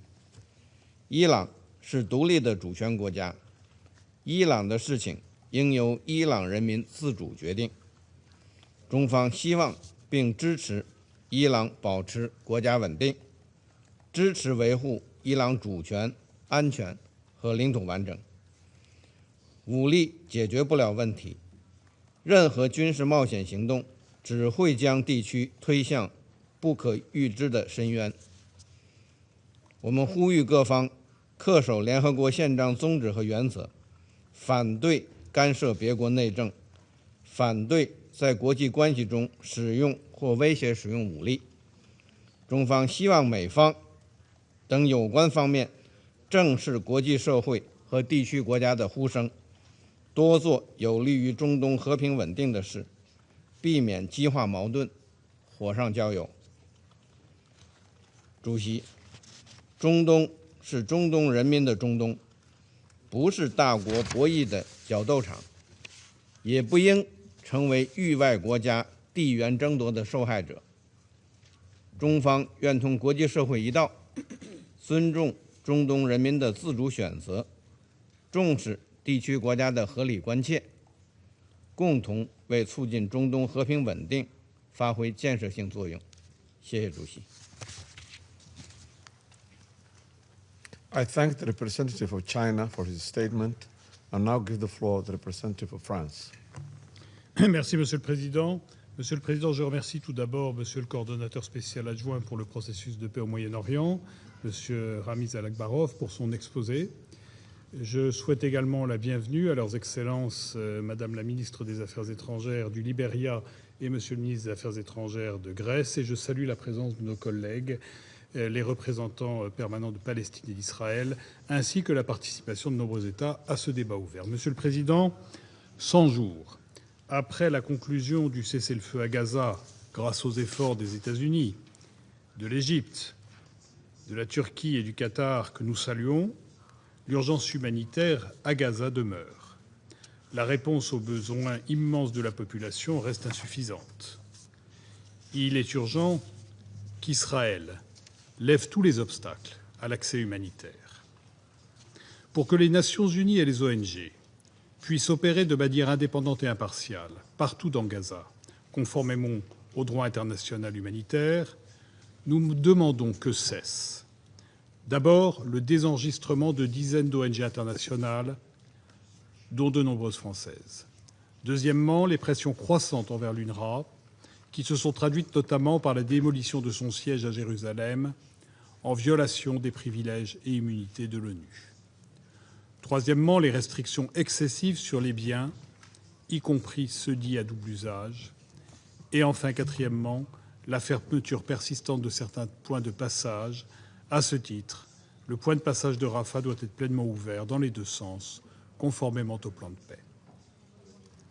Monsieur le Président, la France rend hommage à Ran Djvili, dernier otage israélien retenu par le Hamas, dont la dépouille a pu être rapatriée en Israël. Elle adresse ses condoléances à sa famille et à ses proches. Cette restitution met le point final au cauchemar, commencé par les attaques terroristes du Hamas le 7 octobre et la capture inhumaine de 251 personnes qui furent soumises à un insoutenable cauchemar. Ce rapatriement ouvre la voie au plein engagement de la deuxième phase du plan de paix du président Trump en 20 points pour Gaza, qui doit permettre d'aboutir à une paix durable. La France salue les efforts des médiateurs en ce sens et elle appelle toutes les parties à respecter leurs engagements. La formation d'un comité national pour l'administration de Gaza, partie intégrante de la Palestine, est un élément essentiel de l'appropriation par les Palestiniens de cette nouvelle phase. Il doit, ce comité national, se déployer sur le terrain et répondre aux besoins urgents de la population avec le soutien de l'autorité palestinienne et le soutien de la communauté internationale. La France entend y contribuer pleinement. Cette étape doit ouvrir la voie au désarmement du Hamas, qui ne doit plus avoir sa place dans la gouvernance de Gaza, et au retour d'une autorité palestinienne réformée à Gaza, afin de rétablir un horizon politique crédible pour la solution à deux États, conformément à la déclaration de New York. S'agissant de l'établissement du Conseil de la paix, son texte fondateur soulève des questions politiques et juridiques, notamment quant à son champ d'application et à sa gouvernance. Pour la France, son action s'inscrit dans le cadre de la résolution 2803 et dans le respect de la charte de l'ONU. À cet égard, il importe que le Conseil de sécurité puisse être régulièrement tenu informé de l'état d'avancement de la mise en œuvre de la résolution 2803. Monsieur le Président, la situation en Cisjordanie et à Jérusalem-Est continue de se dégrader. Les violences des colons, l'accélération de la colonisation, y compris l'avancée du projet E1, l'intensification des opérations militaires et les atteintes au statu quo des lieux saints sapent les perspectives de paix, y compris la mise en œuvre du plan de paix. La France condamne toute violence. Elle condamne l'attaque commise par un Palestinien ayant fait 2 morts dans le nord d'Israël le 26 décembre dernier. Elle condamne l'attaque de colons le 17 janvier à l'est de Ramallah, au cours de laquelle des résidents locaux et des ressortissants étrangers, dont une Française, ont été agressés. Nous demandons aux autorités israéliennes de faire toute la lumière sur cette attaque et d'engager des poursuites contre ses auteurs. Au-delà, nous rappelons que la paix et la sécurité, pour les Israéliens comme pour les Palestiniens, passent, comme l'a rappelé fortement notre Assemblée générale en septembre dernier, par la solution des deux États, Israël et Palestine, dans toutes ses dimensions. Monsieur le Président, la France souhaite aussi saisir cette occasion pour adresser au Conseil et à la région 2 messages. Tout d'abord, l'importance du respect du cessez-le-feu en Syrie et de l'intégration des forces démocratiques syriennes dans l'armée syrienne et les institutions étatiques. Deuxièmement, la nécessité d'appuyer les progrès des autorités libanaises en faveur du monopole de l'État sur les armes. La France organisera à cet titre, avec les États-Unis et les Arabies saoudites, une conférence internationale de soutien le 5 mars prochain à Paris. Je vous remercie. I thank the representative of France for his statement and now give the floor to the representative of Denmark. Thank you, Mr. President. And let me also thank Deputy Special Coordinator Alak Barrow for his informative briefing. Mr. President, we are relieved that the earthly remains of the last hostage held in Gaza since the terror attack on October 7 has finally been returned, and we hope that this can contribute to healing for the families affected. Denmark welcomes the announcement of Phase 2 of President Trump's peace plan. This moment carries a fragile but powerful promise, a hope that suffering may give way to stability. But hope on its own cannot rebuild lives. It needs to be supported by concrete actions. The Security Council has a key role in overseeing the implementation of Resolution 2803, including the work of the Board of Peace. While some elements of the Charter of the Board of Peace raise concerns, we wish the Board of Peace will be successful in implementing the peace plan for Gaza and effective as a transitional administration in Gaza in line with Resolution 2803 and the UN Charter. With the formation of the National Committee for the Administration of Gaza, we count on Palestinians to be involved in matters related to Palestinian territory. As we are entering phase 2, we call on Hamas and other armed groups to decommission their weapons, because Hamas and other terrorist organizations must be disarmed and no longer play a role in Gaza. Furthermore, we call on Israel to facilitate a full reopening of the Rafah border crossing in both directions. These are central elements of the peace plan. Mr. President, despite some improvements, the humanitarian needs in Gaza remain vast and urgent. Families continue to struggle for shelter, protection, and medical care. The deregistration of at least 37 international non-governmental organizations operating in Gaza and the West Bank risks undermining the progress that has been made. International NGOs are responsible for nearly 3/4 of all shelter-related activities and deliver more than 80% of basic necessities. Their presence and unimpeded access are crucial to meeting urgent needs at the scale required. We call on Israel to reverse this decision. We also urge Israel to urgently allow for unrestricted access of aid, including dual-use items. As specified in Resolution 2803, this Council has underscored the importance of full resumption of humanitarian aid in a manner consistent with the humanitarian principles. Humanitarian assistance must never be obstructed. It is not a bargaining chip.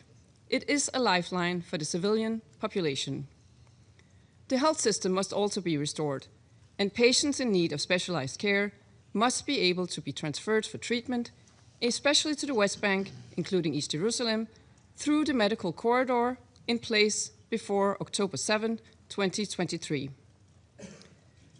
The UN-led humanitarian system remains best placed to undertake the monumental task of getting aid into those in need.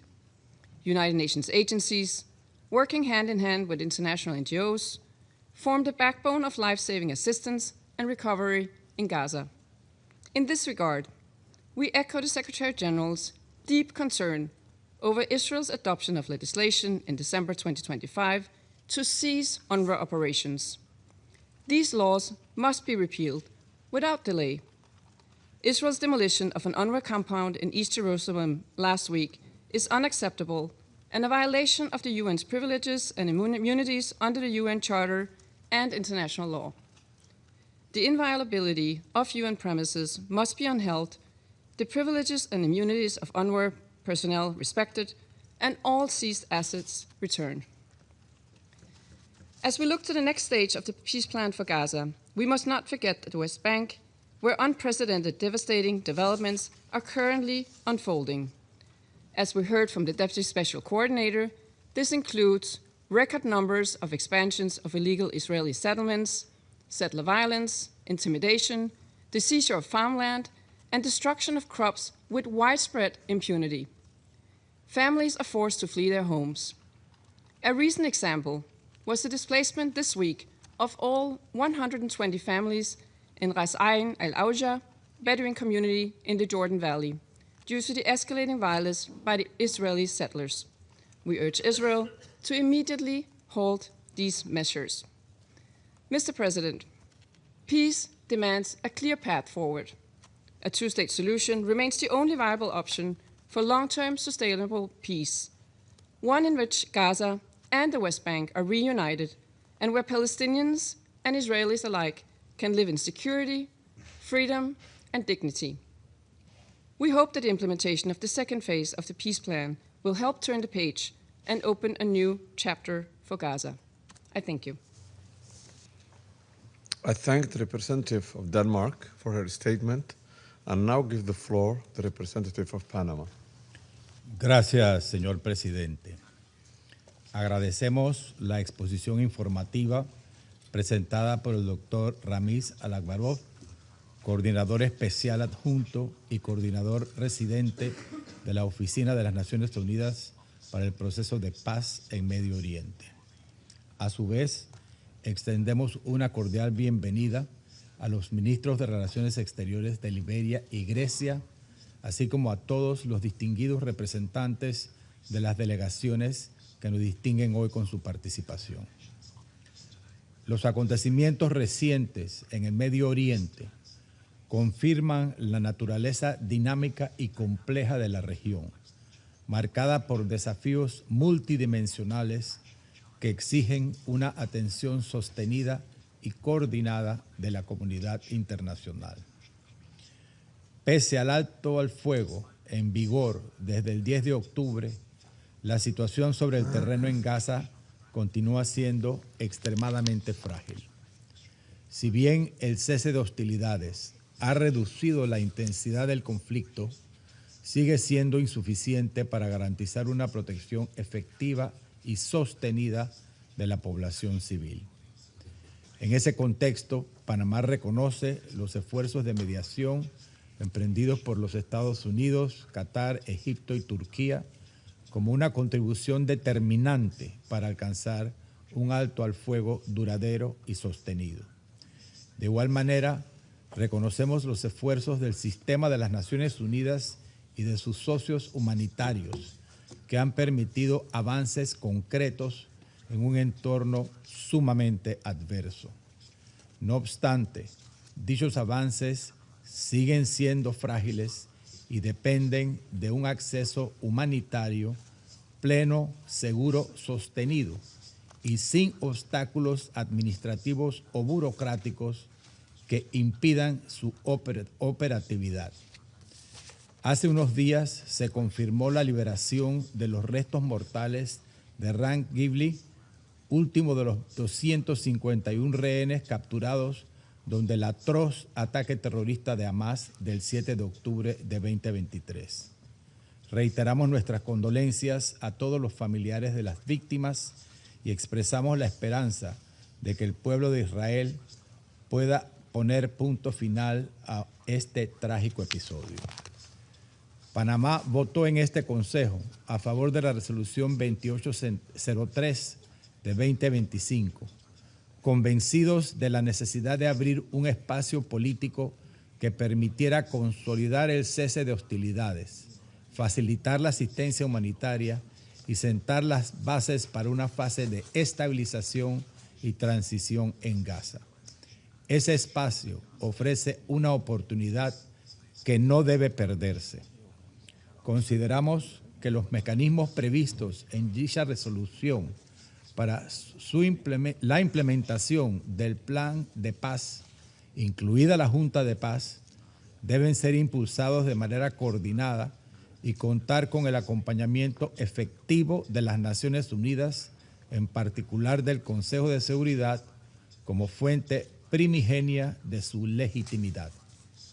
Expresamos nuestra preocupación por los recientes hechos que han afectado las instalaciones de UNRWA y reafirmamos el principio de inviolabilidad de los locales de Naciones Unidas, así como los privilegios e inmunidades de su personal que los estados están obligados a respetar.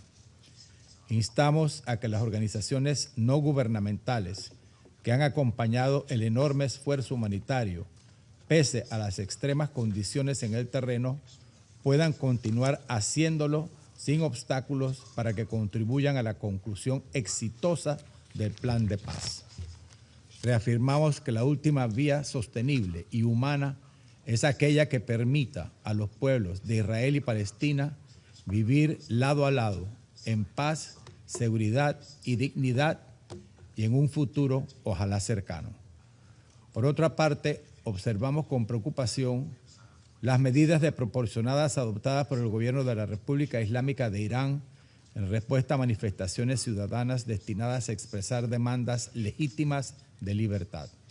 las detenciones arbitrarias, las desapariciones forzadas, las restricciones a la libertad de reunión y las acciones dirigidas a silenciar a las familias de las víctimas contravienen las obligaciones internacionales en materia de derechos humanos y refuerzan la urgencia de darle voz al pueblo iraní y una apertura hacia la comunidad internacional. En cuanto a Siria, Panamá reafirma su respaldo al proceso de transición política liderado y asumido por los sirios. Y subrayamos que una paz duradera solo será posible mediante la integración inclusiva de todas las minorías, respetando la soberanía nacional y la integridad territorial del país. Valoramos los esfuerzos recientes de las autoridades interinas por priorizar la contención y el diálogo en Alepo y sus alrededores y reafirmamos la obligación de todas las partes de cumplir el acuerdo del 19 de enero, respetar el derecho internacional humanitario y proteger a la población civil. Asimismo, Panamá subraya que el terrorismo sigue constituyendo una amenaza grave para la paz y la seguridad de la región. Reiteramos la necesidad de que se prevenga la reactivación de grupos terroristas, se gestione de manera segura los centros de detención y se garantice la repatriación responsable de combatientes extranjeros. También mantenemos una atención especial sobre la situación en el sur de Yemen, donde las últimas semanas se ha registrado un aumento de tensiones y enfrentamientos que afectan gravemente la seguridad, la estabilidad y las condiciones humanitarias de la población civil. En este contexto, reiteramos la necesidad de priorizar una agenda genuinamente nacional y subrayamos el papel central que corresponde al propio pueblo yemení en las decisiones relativas a su futuro y a la gobernanza de su país. De igual forma, la situación en el Líbano continúa caracterizándose por una elevada volatilidad. La visita realizada por este Consejo en diciembre permitió constatar la fragilidad del alto al fuego vigente, las persistentes tensiones a lo largo de la frontera sur y los desafíos asociados a la implementación de la Resolución 1701 del 2006.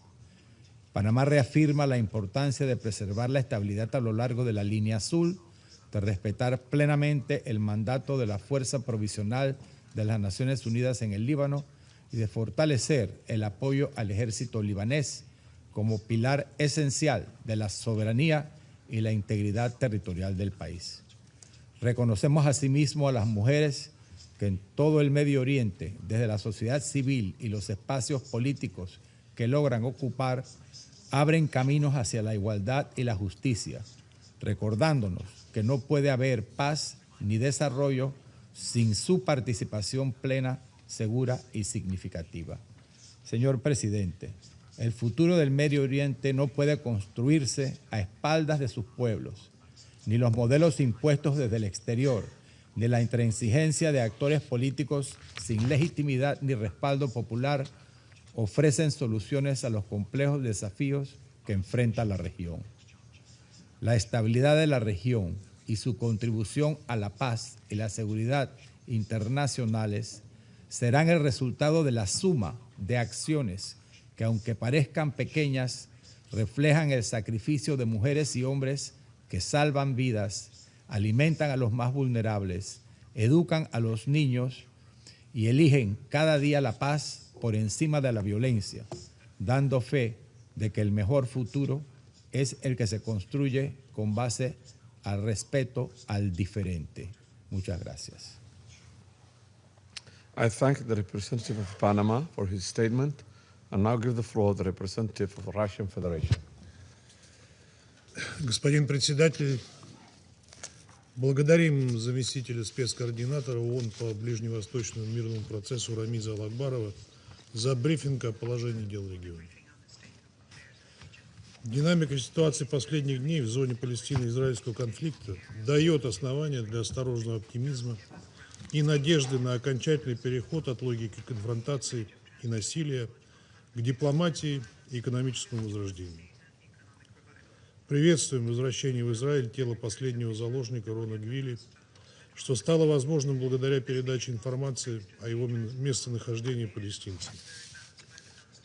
Пусть раны, нанесенные израильской нацией 7 октября 2023 года, еще свежи, будем надеяться, что это символическое событие, ознаменовавшее окончательное воссоединение всех семей со своими близкими, заложит прочный фундамент для восстановления отношений между двумя народами.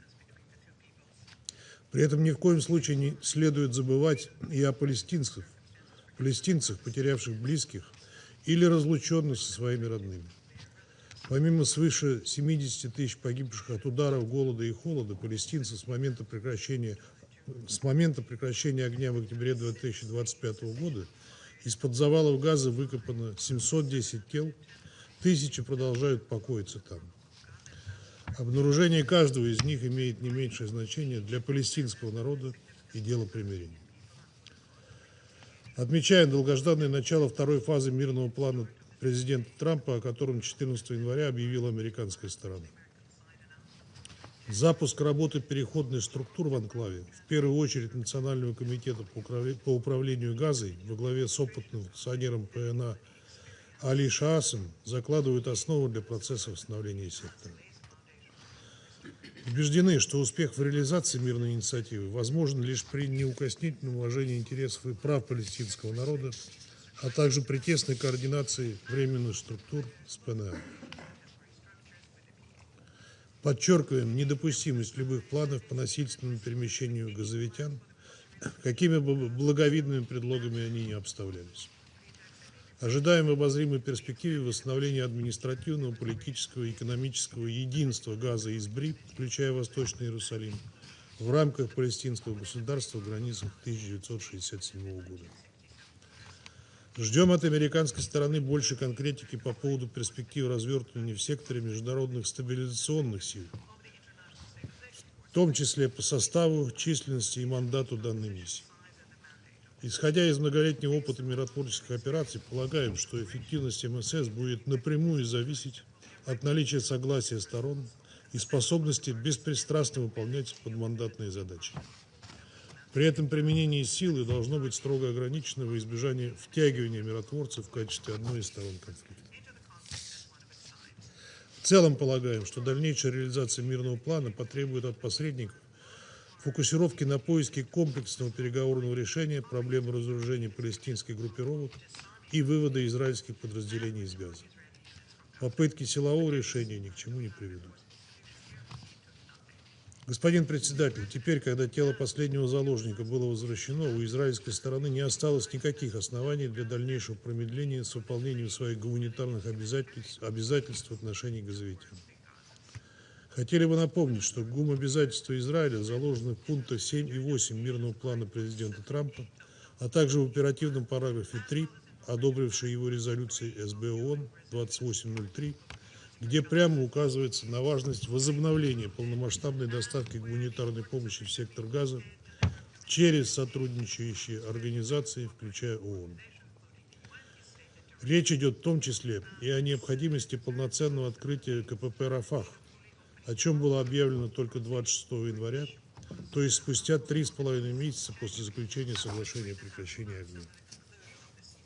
К сожалению, гуманитарная ситуация в Газе продолжает оставаться катастрофической в условиях тотальных разрушений и ограничений на поставки грузов.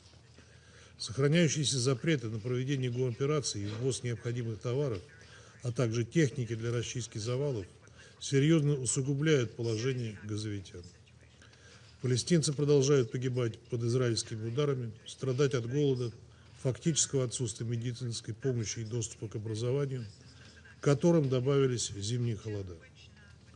С 10 октября 2025 года порядка 500 человек были убиты, как минимум 9 умерли от переохлаждения. Информация, поступающая от гуманитарных организаций, наглядно свидетельствует о несоразмерности масштабов гуманитарных потребностей и фактического уровня реагирования. Более того, вызывает серьезную обеспокоенность тенденция к дальнейшему сужению гуманитарной активности, в том числе посредством введения Израилем дополнительных требований к регистрации гуманитарных неправительственных организаций, на долю которых приходится значительная часть жизненно важной работы. Исходя именно из острых нужд и насущных потребностей палестинцев, мы анонсировали готовность предоставить $1 миллиард США из замороженных прежней американской администрацией российских активов на проекты по восстановлению и реконструкции сектора Газа. Призываем Израиль воздержаться от действий, подрывающих гуманитарное реагирование, и обеспечить гуманитарным структурам безопасный и беспрепятственный доступ, необходимый для преодоления последствий одного из самых острых кризисов современности. Господин председатель, особого внимания требует ситуация вокруг Бопора. На протяжении десятилетий агентство играло ключевую и безальтернативную роль в оказании помощи палестинскому населению как на ОПТ, так и в соседних арабских странах. Мандат агентства был продлен на очередной трехлетний период до 30 июня 2029 года резолюцией 8078 Генассамблеи ООН, за которую проголосовало подавляющее большинство стран-членов. На Бопор также лежит историческая ответственность за обеспечение выполнения резолюции 194 о праве палестинских беженцев на компенсации и возвращение. При этом сегодня агентство сталкивается с беспрецедентным давлением и системными препятствиями в своей деятельности. К сожалению, Бопор вынужден направлять значительные усилия не только на поддержку нуждающихся, но и на защиту собственных сотрудников от угроз, давления и преследований. Израильская сторона запретила поставки электроэнергии и воды на объекты Бопор, отменила налоговые льготы и иммунитеты от судебных исков, право на использование банковских и платежных средств. До конца января начнется принудительное отключение от системы электро- и водоснабжения школ, клиник и коммунальных объектов агентства, что отразится на получении социально значимых услуг десятками тысяч арабских жителей Восточного Иерусалима. С начала эскалации боевых действий в Газе убито 309 сотрудников Бопор. Выражаем искренние соболезнования родным и близким и призываем к беспристрастному расследованию и привлечению виновных к ответственности. Отмечаем недавнее заявление генерального секретаря ООН с решительным осуждением антибопоровского курса Израиля, включая снос 20 января штаб-квартиры агентства. Выражаем озабоченность подобными беспрецедентными шагами. Призываем израильское руководство отменить их и воздерживаться от дальнейшей односторонней кампании против ООНовской гуманитарной структуры, соблюдать свои обязательства в качестве страны-члена ООН. Напоминаем о содержащемся письме генерального секретаря от 8 января опции с передачей вопроса в Международный суд в случае невозможности решить разногласия по Конвенции о привилегиях и иммунитетах ООН от 1946 года в двустороннем порядке. Касательно Иерусалима отмечаем приверженность резолюциям 476 и 478 Совета Безопасности ООН о его оккупированном статусе и непризнании действий Израиля по распространению на город своего суверенитета. Господин председатель, позиция нашей страны по палестино-израильскому регулированию принципиальна и не подвержена конъюнктуре. Подтверждаем нашу поддержку двугосударственной формуле и справедливому решению палестинской проблемы на общепризнанной международно-правовой основе, без которых невозможно достижение подлинного мира и прочной безопасности на Ближнем Востоке. Благодарю вас.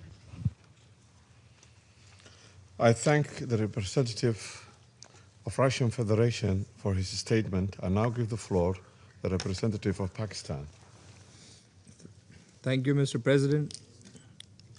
We also join colleagues in thanking Deputy Special Coordinator for the Middle East Peace Process, Sir Ramiz Al-Akbarov, for his comprehensive briefing. And we welcome UN's continued commitment to remain engaged on the Palestinian question in all its aspects. Pakistan welcomes the convening of this open debate at a time when cautious diplomatic progress coexists with serious humanitarian situation and continued violations on ground in Gaza and the rest of the occupied Palestinian territory. Mr. President, the unresolved Palestinian question is at the core of the instability in the Middle East. Palestinian people have endured decades of illegal occupation marked by dispossession, brutal repression, and the denial of their inalienable rights, including the right to self-determination. Over the past 2 years in Gaza, this suffering escalated to an unprecedented scale, resulting in widespread civilian casualties, mass displacement, almost total destruction of infrastructure, and severe humanitarian deprivation.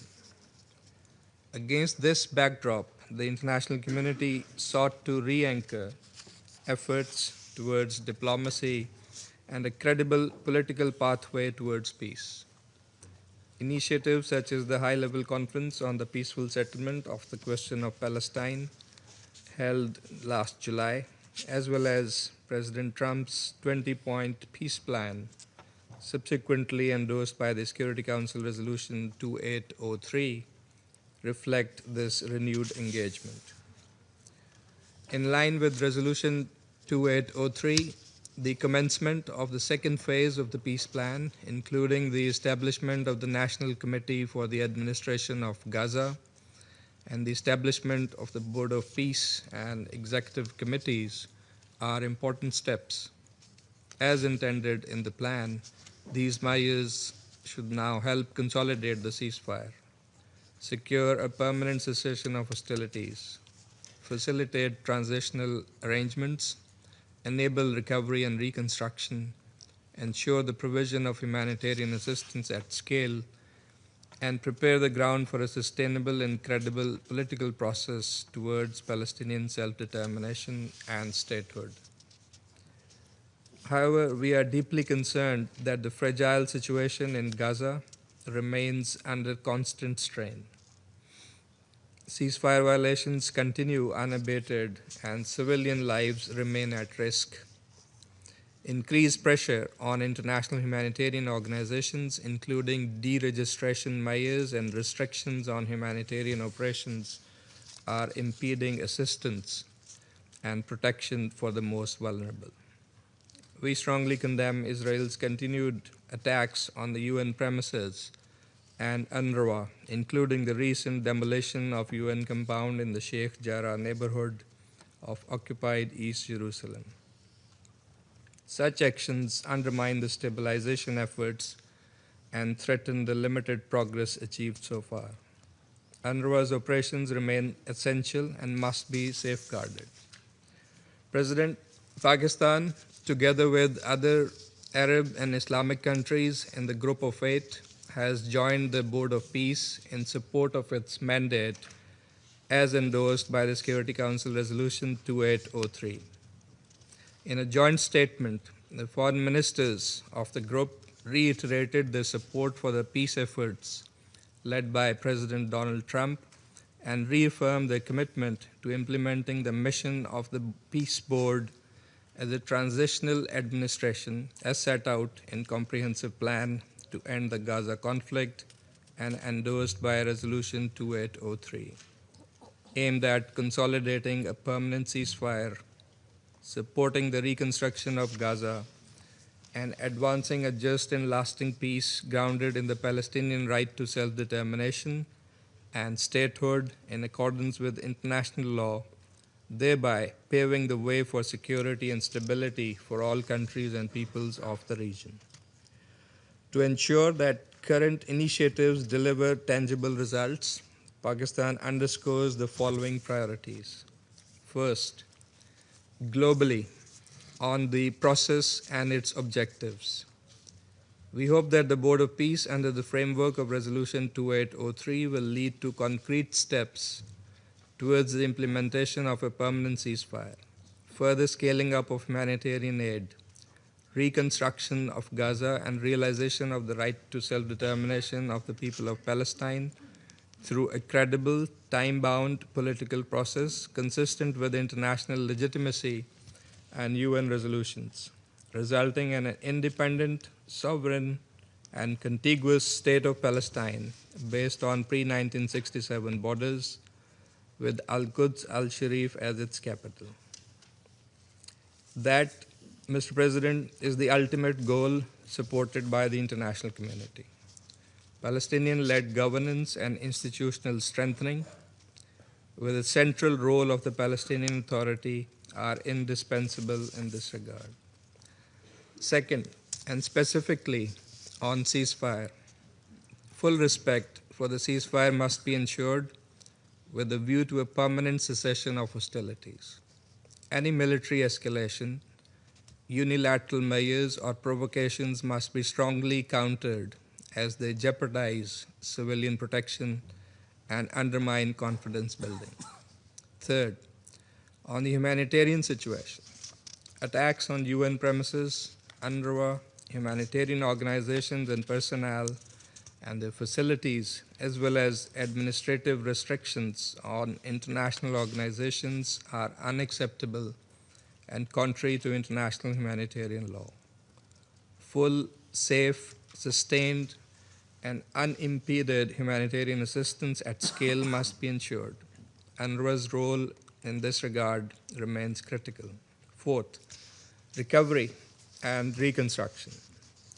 That should begin without delay, with no annexation, forced displacement, or alteration of the territorial unity of the occupied Palestinian territory.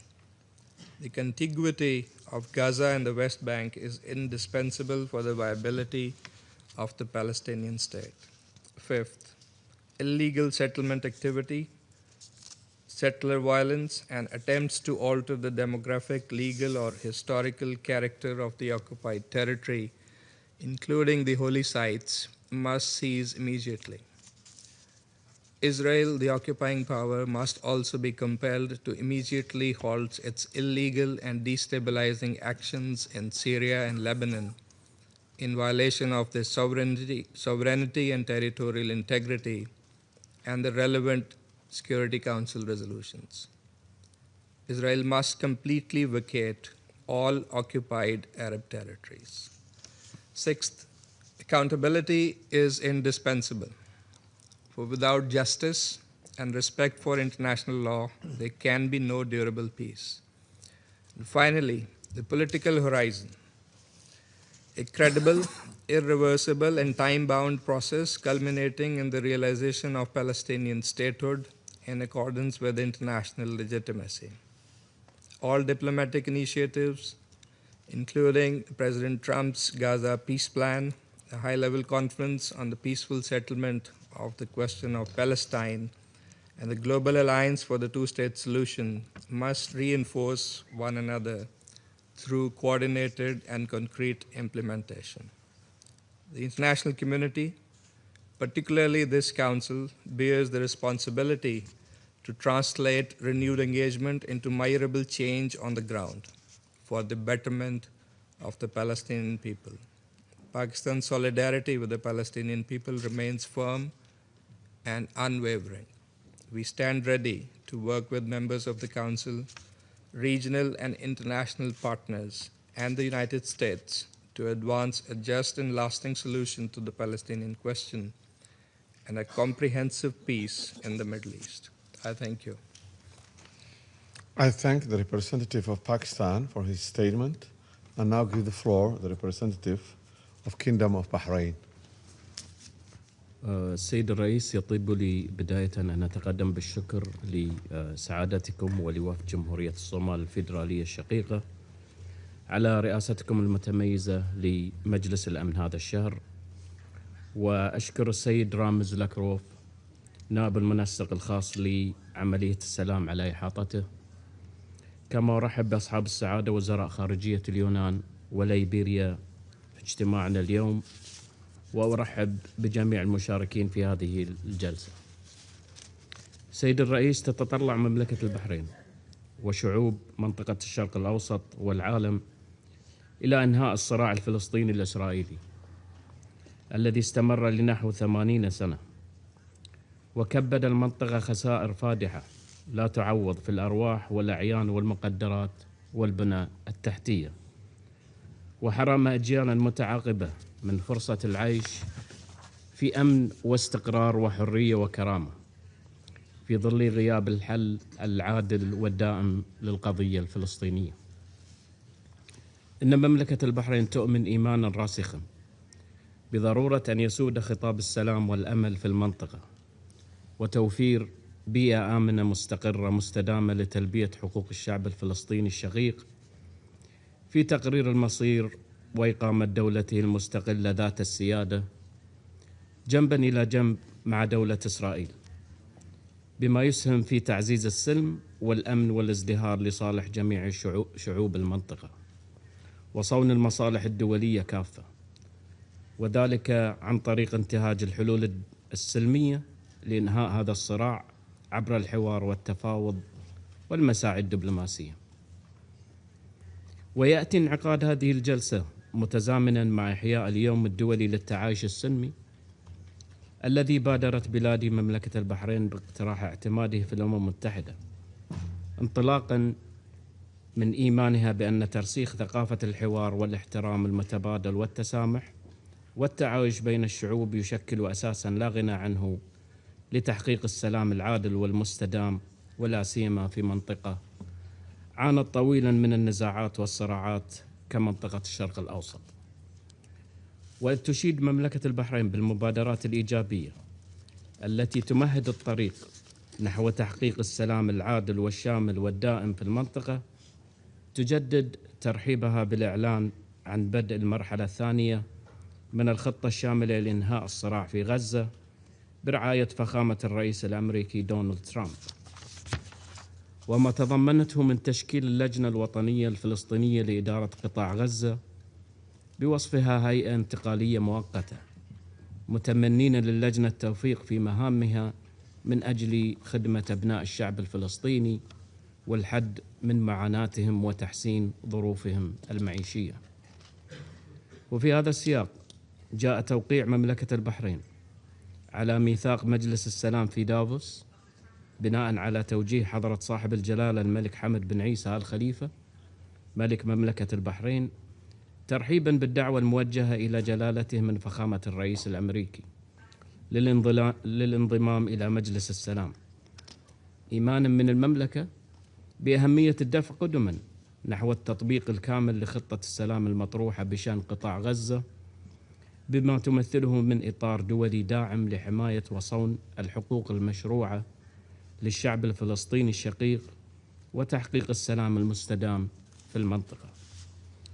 وتؤكد مملكة البحرين تقديرها للجهود التي تبذلها الولايات المتحدة الأمريكية في سبيل وقف الحرب وإحلال السلام المستدام في المنطقة، معربة عن أملها في أن يسهم مجلس السلام في تعزيز ودعم الاستقرار وتحقيق التنمية والازدهار للجميع. كما تدعو مملكة البحرين كافة الأطراف إلى العمل على إنجاح الجهود الدبلوماسية الأخيرة ولا سيما خطة ترامب للسلام، والتأكيد على اللجوء إلى الحوار والتفاوض لمعالجة أي عقبات أو شواغل، مؤكدين أهمية تثبيت وقف شامل ودائم لإطلاق النار في غزة وتسهيل إيصال المساعدات الإنسانية بشكل مستدام وكاف إلى المدنيين في القطاع والبدء في إعادة الإعمار والتعافي. كما نؤكد رفض أي محاولات أو مخططات للتهجير القسري من الأراضي الفلسطينية أو التوسع الاستيطاني الذي يعد خرقا لقرار مجلس الأمن 2334 أو المساس بالوضع التاريخي أو الديني القائم في مدينة القدس باعتبارها مدينة احتضنت على مر التاريخ الديانات السماوية الثلاث اليهودية والمسيحية والإسلام في تآخٍ وسلام. وتؤكد في هذا الإطار على مخرجات القمة العربية 33 قمة البحرين ومبادرتها التي شملت الدعوة إلى عقد مؤتمر دولي للسلام وتكثيف الجهود الدبلوماسية الرامية إلى زيادة الاعتراف الدولي بدولة فلسطين ودعم قبولها كدولة كاملة العضوية في الأمم المتحدة وضرورة ضمان الحق في التعليم والخدمات الصحية للمتأثرين من الصراعات في المنطقة.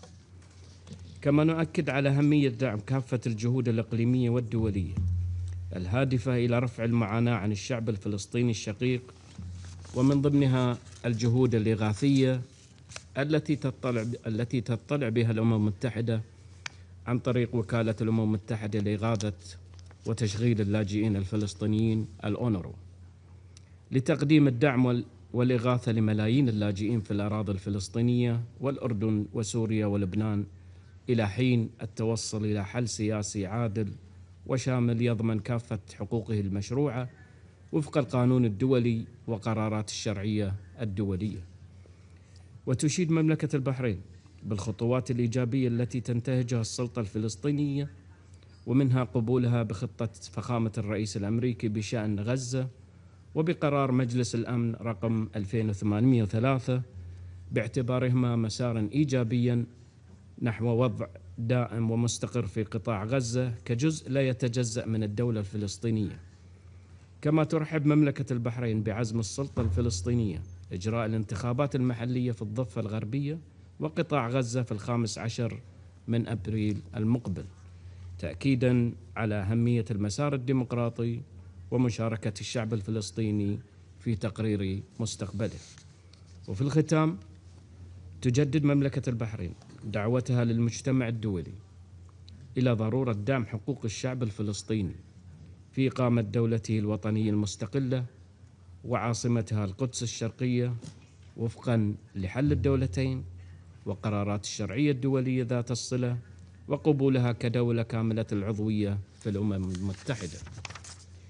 كما نؤكد على ضرورة العمل على تحقيق السلام العادل والشامل والمستدام في الشرق الأوسط وفق كافة قرارات الأمم المتحدة ذات الصلة وآخرها القرار 2803 ومبادرة السلام العربي لعام 2002، مؤكدين في هذا الإطار على التزام مملكة البحرين بصفتها عضواً في مجلس الأمن بمواصلة العمل مع أعضاء المجلس وسائر الأطراف المعنية لدعم الجهود الرامية إلى ضمان حقوق الشعب الفلسطيني المشروعة والمساهمة الفاعلة في تحقيق سلام عادل ودائم في الشرق الأوسط بما يحفظ الأمن والاستقرار الإقليمي ويصون السلم والأمن الدوليين ويتيح فرصة الازدهار لشعوب المنطقة كافة. وشكرا سيد الرئيس. I thank the representative of the Kingdom of Bahrain and now give the floor the representative of the Democratic Republic of the Congo. Monsieur le Président, la République démocratique du Congo tient à féliciter la République fédérale de la Somalie pour la diligence avec laquelle elle a dirigé les travaux du Conseil de sécurité tout au long du mois de janvier qui s'achève et pour avoir pris l'initiative d'organiser ce débat trimestriel sur la situation au Moyen-Orient, y compris la question de la Palestine. Nous saluons la présence dans cette salle du coordonnateur spécial adjoint pour le processus de paix au Moyen-Orient, ainsi que celle de leurs excellences Madame et Messieurs les ministres des Affaires étrangères du Libéria et de la Grèce. La République démocratique du Congo demeure préoccupée par la persistance des tensions et des foyers d'instabilité à travers le Moyen-Orient, notamment en Syrie, au Yémen ou encore au Liban. La région est marquée par l'enchevêtrement des crises politiques, sécuritaires et humanitaires, la fragmentation des dynamiques régionales, la multiplication des acteurs armés et le risque permanent d'escalade rappellent l'urgence d'une approche globale, cohérente et fondée sur le respect du droit international afin de prévenir toute extension des conflits et préserver la paix et la sécurité régionale. Monsieur le Président, notre propos de ce matin va plus se focaliser sur la question palestinienne, épicentre de la crise au Moyen-Orient. Cette réunion intervient 2 mois après le momentum consacré par l'adoption de la résolution 2803. Elle offre l'opportunité pour le Conseil de se saisir en ce début d'année 2026 des prémices d'un retour à la paix et à la stabilité au Moyen-Orient, particulièrement dans la bande de Gaza. Le Conseil a, par cette résolution, proposé un cadre pour une transition inclusive à Gaza, ce qui constitue une avancée importante. La crédibilité du Conseil de sécurité dépendra de sa mise en œuvre effective et transparente. D'emblée, la République démocratique du Congo aimerait saluer le leadership des États-Unis d'Amérique ainsi que les actions du Qatar, de la République arabe d'Égypte et de la République de Turquie dans la conclusion du plan d'ensemble visant à mettre fin au conflit à Gaza, particulièrement dans les efforts engagés pour l'obtention d'un cessez-le-feu entre les parties en conflit. Cette avancée historique suscite certes l'espoir d'une dynamique positive en faveur des populations piégées par la guerre, mais conduit également à rappeler, une fois de plus, la prévalence de la retenue, du dialogue et de la diplomatie comme solution aux crises, même les plus aiguës. Aussi, la situation de Gaza rappelle que, sans volonté politique réelle et sans engagement sincère, aucune désescalade ni aucune paix ne peuvent être envisagées. Monsieur le Président, la République démocratique du Congo note avec satisfaction les avancées sur le plan politique et diplomatique dans la résolution de la crise à Gaza. Elle salue notamment la récente nomination des animateurs du Conseil de paix et du Comité national pour l'administration de Gaza. Elle tient néanmoins à attirer l'attention du Conseil sur la situation humanitaire qui demeure profondément alarmante. La protection des civils, du personnel humanitaire et des infrastructures civiles doit rester une priorité absolue, conformément au droit international humanitaire. Malgré une amélioration partielle de l'acheminement de l'aide, les besoins demeurent immenses. La République démocratique du Congo appelle avec insistance à garantir un accès humanitaire sûr, rapide et sans entrave, ainsi qu'à un appui financier accru pour soutenir la réponse humanitaire des Nations Unies.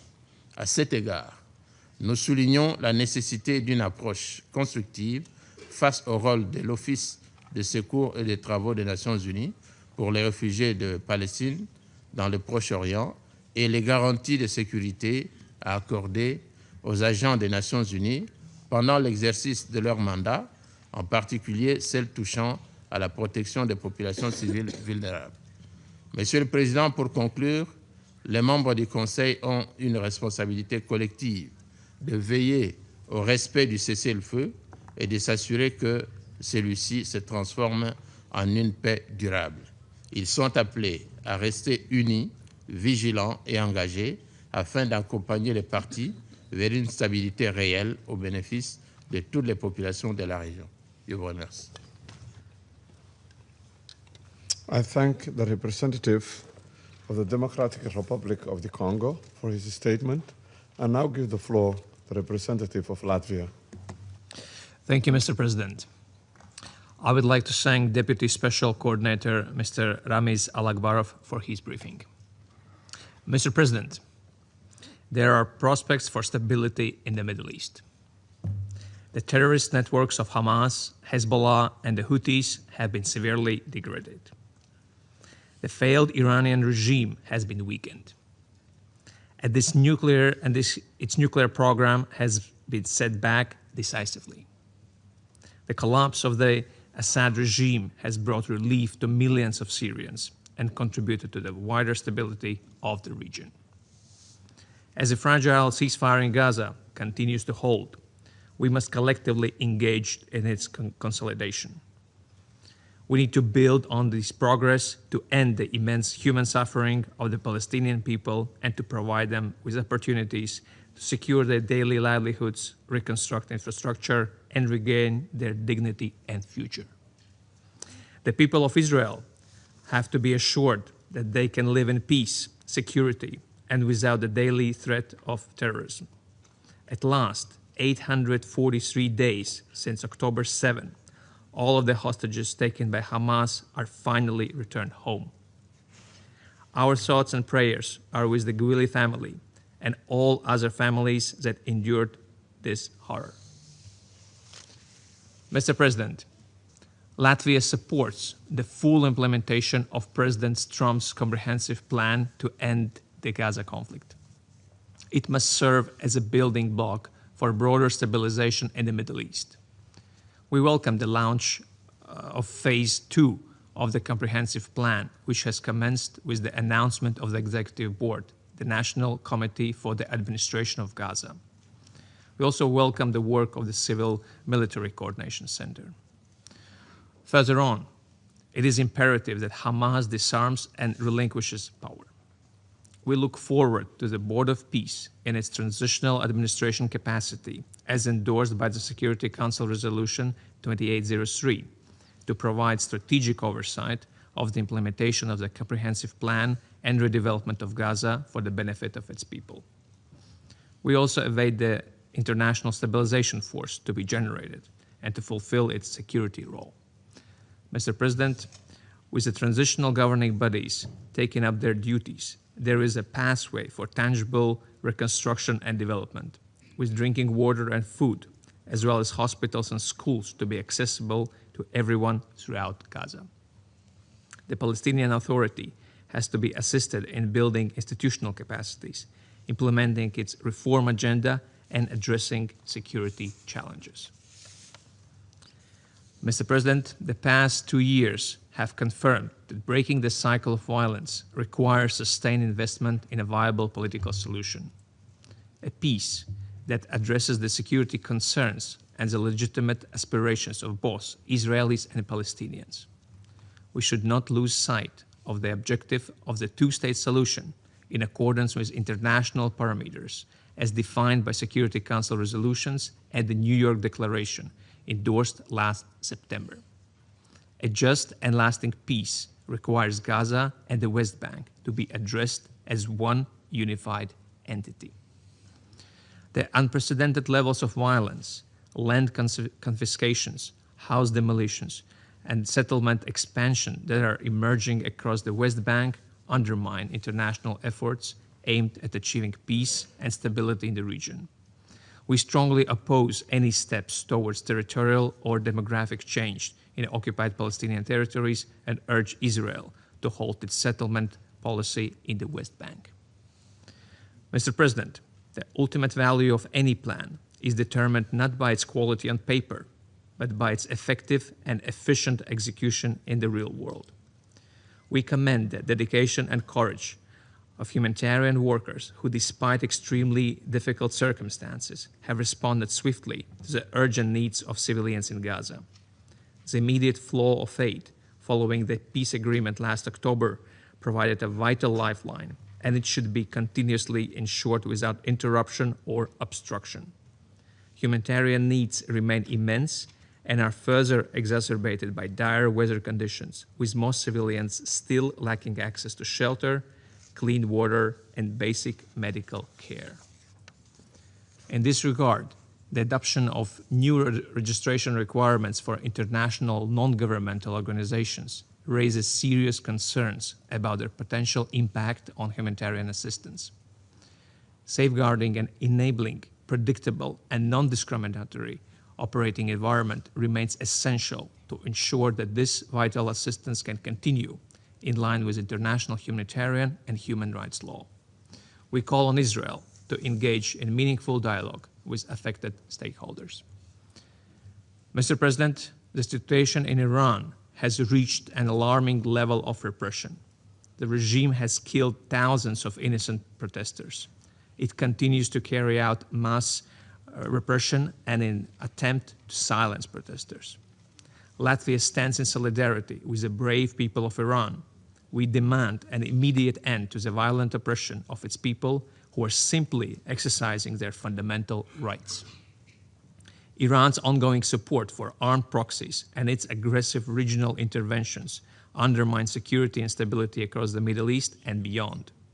The continued material support of the Iranian regime to Russia's war of aggression against Ukraine is despicable. Mr. President, we also take note of certain positive developments in the region that merit continued support from the international community. We welcome the Lebanese government's political commitment and efforts to foster economic recovery, reconstruction, and security, including steps taken to ensure the state's monopoly on weapons. We reaffirm our support to the implementation of the Security Council Resolution 1701 and the important role of UNIFIL. Emerging from decades of violence and grief, the new Syria has a historic opportunity to shape a future of peace, security, and prosperity for its people and neighbors. We welcome the efforts of Syrian transitional government to sustain security and advance an inclusive political transition, and socioeconomic recovery. In conclusion, let me emphasize that at a time when there is a glimmer of hope for stability and lasting peace in the Middle East, the international community must strengthen its collective commitment to this goal. In doing so, we must focus on the needs of people and their aspirations for security and dignity. I thank you. I thank the representative of Latvia for his statement and now give the floor to the representative of Colombia. Muchas gracias, señor presidente. Por la convocatoria a este debate abierto, agradezco al coordinador especial Ramiz Alakbarov por su presentación y saludo a las delegaciones que participan en esta sesión. Al tomar la palabra por primera vez como miembro de este Consejo en una sesión dedicada a la cuestión de Palestina, Colombia reitera su solidaridad con el pueblo palestino y su compromiso con la realización de sus derechos inalienables, incluido el derecho a la autodeterminación. Señor presidente, han transcurrido más de 3 meses desde la puesta en marcha de la primera fase del Plan de Paz para Gaza. Mientras se anuncian discusiones sobre una segunda fase, persisten las violaciones reiteradas y cada vez más graves del cese al fuego, así como restricciones al acceso humanitario impuestas por Israel. Han sido 3 meses en los que los sobrevivientes del genocidio en Gaza han enfrentado la destrucción total de sus medios de vida, soportando las inclemencias del invierno, mientras la potencia ocupante mantiene cerrados los cruces, restringe de manera injustificada el ingreso de bienes esenciales para la supervivencia y arremete contra más de 37 organizaciones humanitarias que constituyen la única línea de vida para millones de palestinos. A lo anterior se suma el uso sistemático de la tortura, tratos crueles, inhumanos y degradantes, incluida la violencia sexual contra palestinos detenidos, entre ellos mujeres y niños. Estas prácticas, documentadas por mecanismos de las Naciones Unidas, se han intensificado en los últimos 2 años y se cometen en un contexto de casi total impunidad. El nivel de crueldad de estos hechos exige una condena clara y la rendición de cuentas inmediata.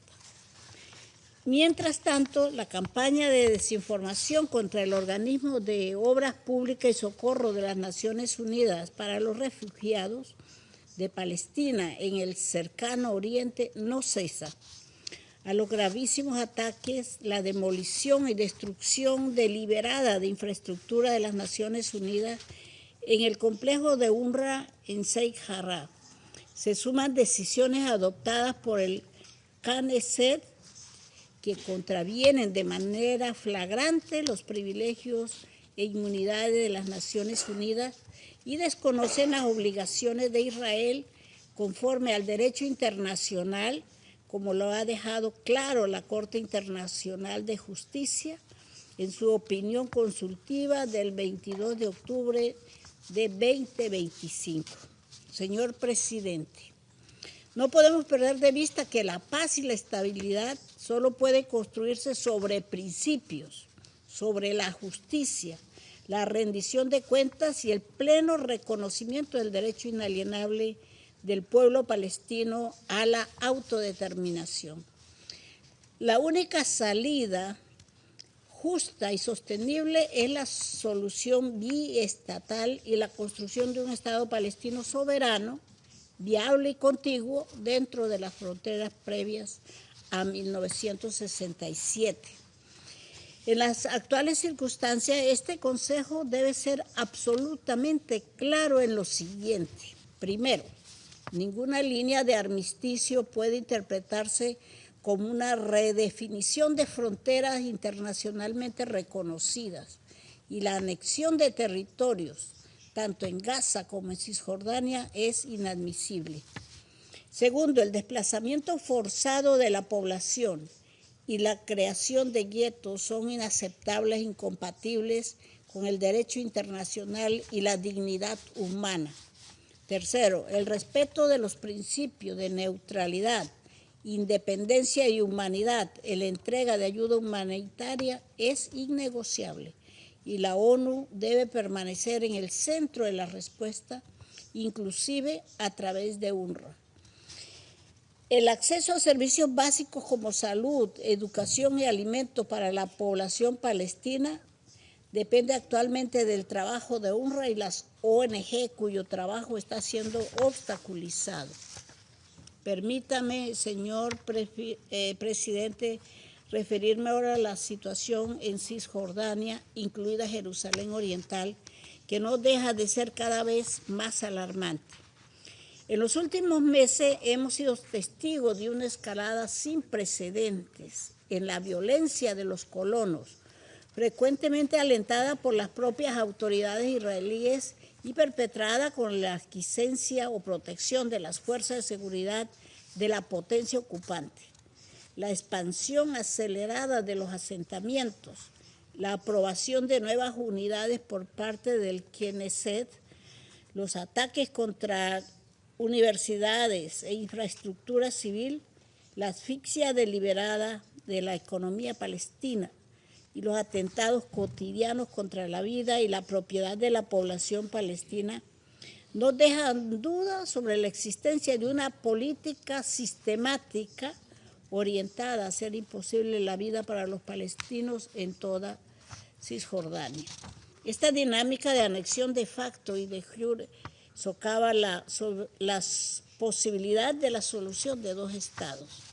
Señor presidente, la persistencia de la ocupación y la ausencia de una solución justa a la cuestión de Palestina continúan teniendo repercusiones directas sobre la estabilidad regional.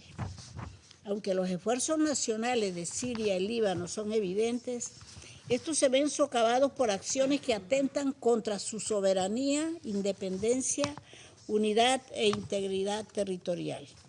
Este Consejo debe persistir en el acompañamiento a dichos esfuerzos nacionales, reiterando la urgencia de implementar de manera consistente y efectiva sus propias resoluciones, en particular las resoluciones 1559 y 1701. Antes de concluir, deseo subrayar un principio fundamental. El futuro de Palestina debe ser decidido por el pueblo palestino. No son aceptables nuevas formas de protectorado ni esquemas de administración externa que reproducen lógicas coloniales, ni en Palestina ni en ninguna otra parte del mundo. La autodeterminación es una piedra angular de esta organización y Colombia continuará defendiéndola. El Consejo de Seguridad tiene la responsabilidad primaria del mantenimiento de la paz y la seguridad internacionales y no puede ceder sus competencias a mecanismos opacos o parciales. Seguiremos de cerca los avances en la implementación de la segunda fase del Plan de Paz, de conformidad con lo autorizado por la Resolución 2803. Hacemos un llamado a mantener este Consejo oportunamente informado y a incorporar plenamente las prioridades y necesidades del pueblo palestino. En nuestra responsabilidad como Estados miembros, garantizar que las Naciones Unidas sea parte integral de los esfuerzos para alcanzar una paz justa, sostenible y duradera en Palestina y en toda la región de Oriente Medio. Una paz basada en el respeto de la vida, el derecho internacional y la dignidad humana. Muchas gracias. I thank the representative of Colombia for her statement. I shall now make a statement in my capacity as the representative of Somalia. Excellencies, it's my honor in my capacity as the President of the Security Council to convene this high-level quarterly open debate on the Middle East. I welcome Her Excellency Ms. Sarah Vaisolov Nayanti, Minister of Foreign Affairs of Liberia, and His Excellency, Mr. Georgios Geropetraitis, Minister of Foreign Affairs of Greece, to the meeting. I also want to thank Special Coordinator Alakbarov for his valuable briefings. We meet as the Middle East faces an overlapping political, security, humanitarian, and socio-economic crisis, challenges whose effects are felt far beyond the region. The common thread running through this crisis is the urgent need for a sustained international engagement, renewed trust in multilateral diplomacy, and unwavering commitment to the Charter of United Nations. Let me begin with Palestine, where the ongoing tragedy in Gaza continues to shock the world's conscience. For years, civilians have endured relentless bombardment, mass displacement, and the collapse of essential services. The scale of destruction and catastrophic humanitarian conditions demand that this Council act with unity and resolve. Somalia stresses the international humanitarian law must be upheld fully without exception. The protection of civilians, humanitarian personnel, UN staff, and civilian infrastructure is a binding legal obligation. We reiterate the imperative of an immediate, comprehensive, and sustainable ceasefire and unhindered humanitarian access through multiple entry points. Just 2 days ago, the Council debated the rule of law among nations, a principle central to peace, security, and equality for all states. Yet, Israel has repeatedly violated these tenets without remorse or remedy. Its actions in Gaza, the West Bank, and beyond defy the international law, Security Council resolutions, and the most basic norms of the international system. This persistent impunity undermines not only justice in the Palestine, but also the credibility of this Council and the international order. Somalia is gravely concerned by Israel's escalating campaign against UNRWA, which remains vital for the survival and the dignity of millions of Palestinian refugees. UNRWA is not only a humanitarian actor, it's a lifeline delivering essential services to a population under occupation. Undermining UNRWA is a violation of humanitarian principles and abdication of Israel's responsibility as occupying power under the international law. Israel must ensure the welfare of Palestinian population, not obstruct or penalize those who provide critical support.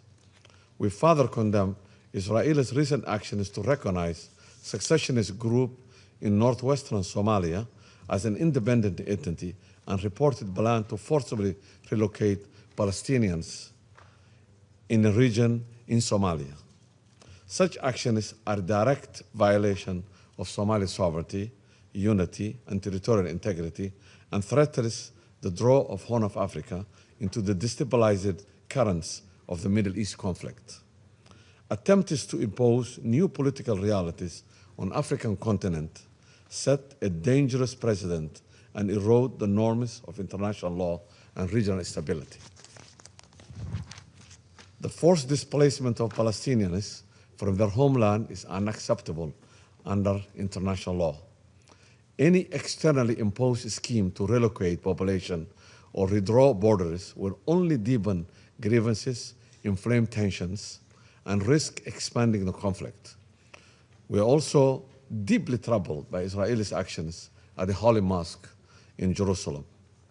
Such provocations violate the sanctity of the world's most revered sites and threaten to ignite religious tensions across the region. Respect for religious sites is a fundamental obligation, and all parties must refrain from actions or rhetoric that endanger these sacred places and fragile coexistence they symbolize.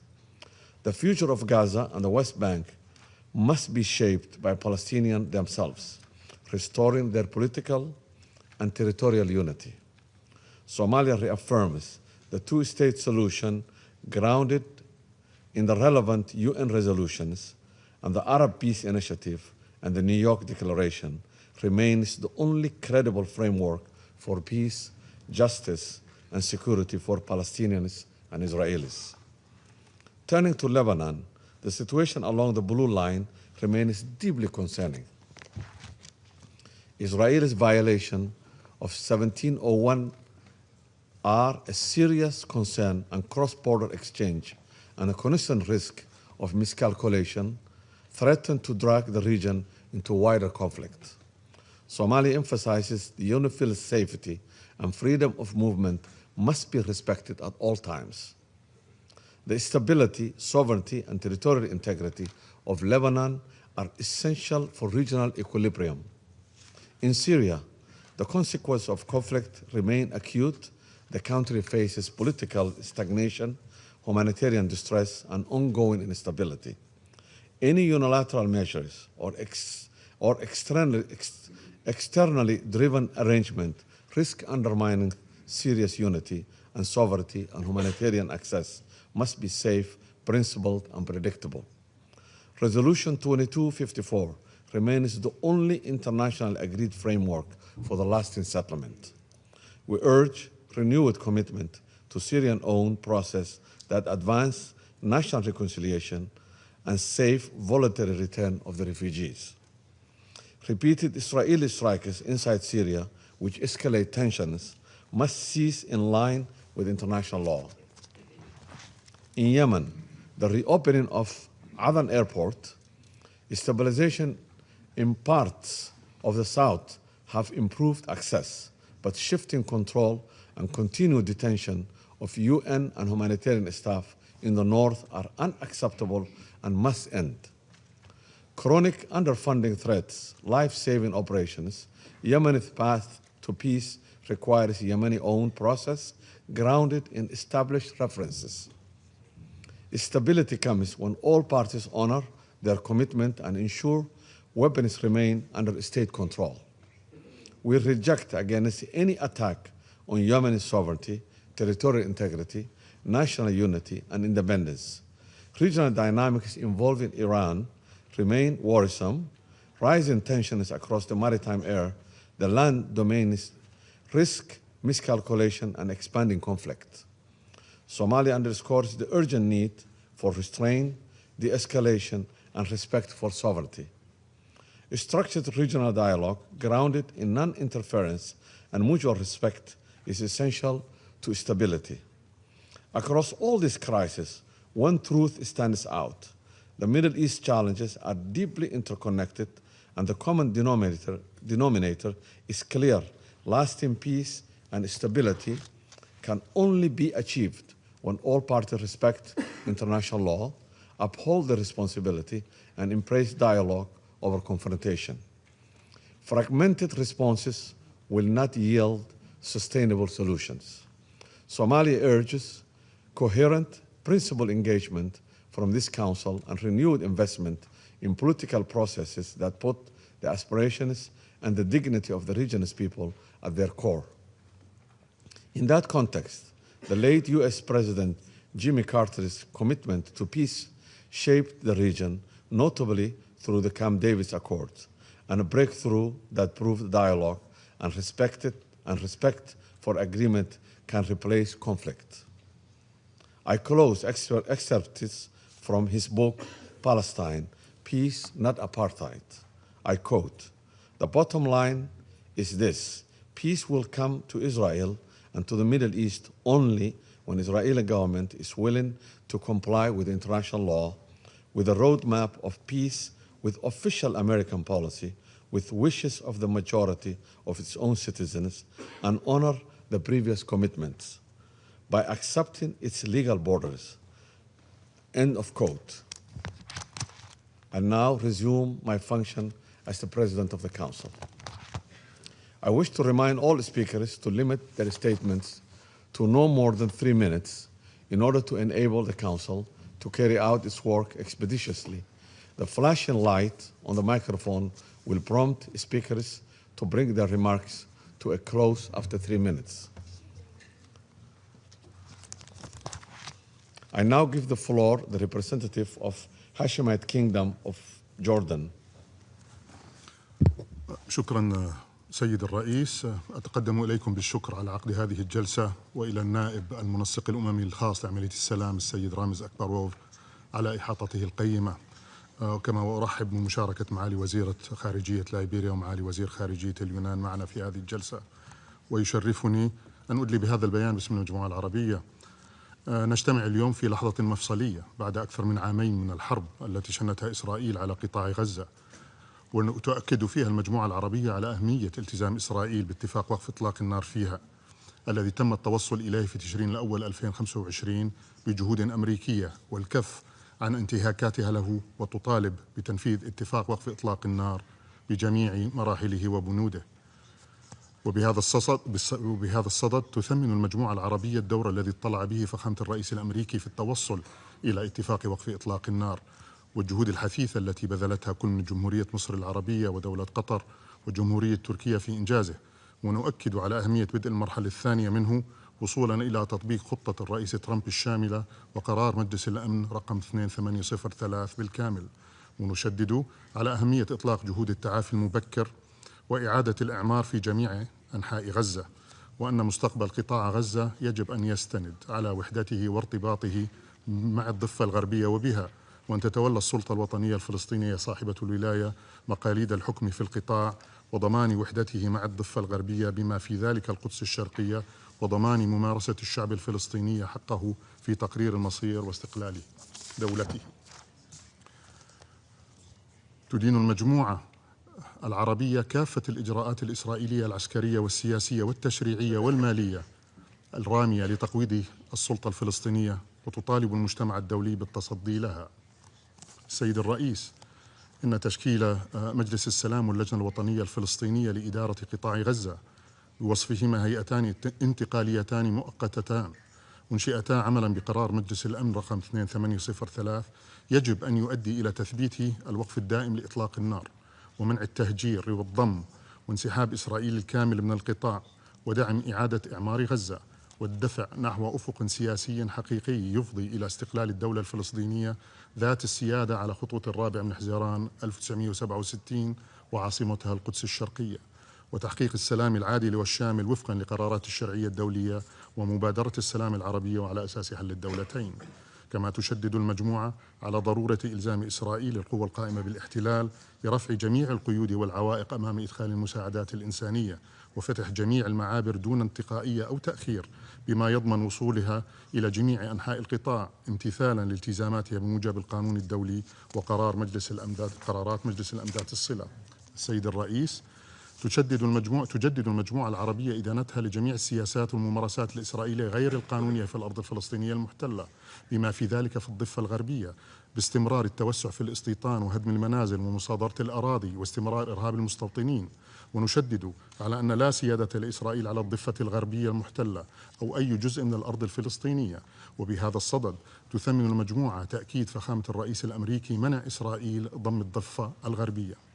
السيد الرئيس، ترحب المجموعة باعتماد الجمعية العامة للأمم المتحدة قرارها المؤيد لإعلان نيويورك بشأن استقلال الدولة الفلسطينية وتنفيذ حل الدولتين الصادر عن المؤتمر الدولي حول التسوية السلمية للقضية الفلسطينية وتنفيذ حل الدولتين الذي ترأسته المملكة العربية السعودية والجمهورية الفرنسية. كما تشدد المجموعة على أن القدس الشرقية هي جزء لا يتجزأ من الأرض الفلسطينية المحتلة وأن لا سيادة لإسرائيل عليها، وعلى ضرورة احترام إسرائيل الوضع التاريخي والقانوني القائم للمقدسات الإسلامية والمسيحية فيها. ونؤكد أن إدارة أوقاف القدس وشؤون المسجد الأقصى المبارك التابعة لوزارة الأوقاف والشؤون والمقدسات الإسلامية الأردنية هي الجهة القانونية صاحبة الاختصاص الحصري بإدارة شؤون الحرم القدسي الشريف كافة وتنظيم الدخول إليه في إطار الوصاية الهاشمية التاريخية على المقدسات الإسلامية والمسيحية في القدس الشريف. كما تؤكد المجموعة على أهمية دور لجنة القدس ووكالة بيت مال القدس الشريف الذراع التنفيذي للجنة ودعم كل ما تقوم به اللجنة من جهود. السيد الرئيس، تشدد المجموعة العربية أيضا على أهمية دور وكالة الأنروا الذي لا غنى عنه في تقديم الخدمات الحيوية لأكثر من 5.5 مليون لاجئ في جميع مناطق عملها وفقا لتفويضها الأممي. وفي هذا السياق نعيد التذكير بالرأي الاستشاري لمحكمة العدل الدولية الصادر في تشرين الأول 25 الذي أكد أن إسرائيل ملزمة بأن تضمن الاحترام التام لحرمة مقرات الأمم المتحدة وحصانتها بما في ذلك وكالة الأنروا. ومن هذا المنطلق تدعو المجموعة مجلس الأمن والمجتمع الدولي إلى تحمل مسؤولياته القانونية والتصدي للقرارات والخروقات الإسرائيلية المدانة التي تستهدف الأنروا، وآخرها تهديم مباني داخل مجمع الأنروا في حي الشيخ جراح في القدس الشرقية، كما وتجدد دعوتها للمجتمع الدولي لتوفير الدعم السياسي والمالي للوكالة للتمكن من الاطلاع بدورها الذي لا غنى عنه. وتدين المجموعة الإجراءات التعسفية الإسرائيلية ضد مؤسسات المجتمع المدني والمؤسسات الإنسانية العاملة في الأرض الفلسطينية المحتلة، وتطالب بوضع حد لها.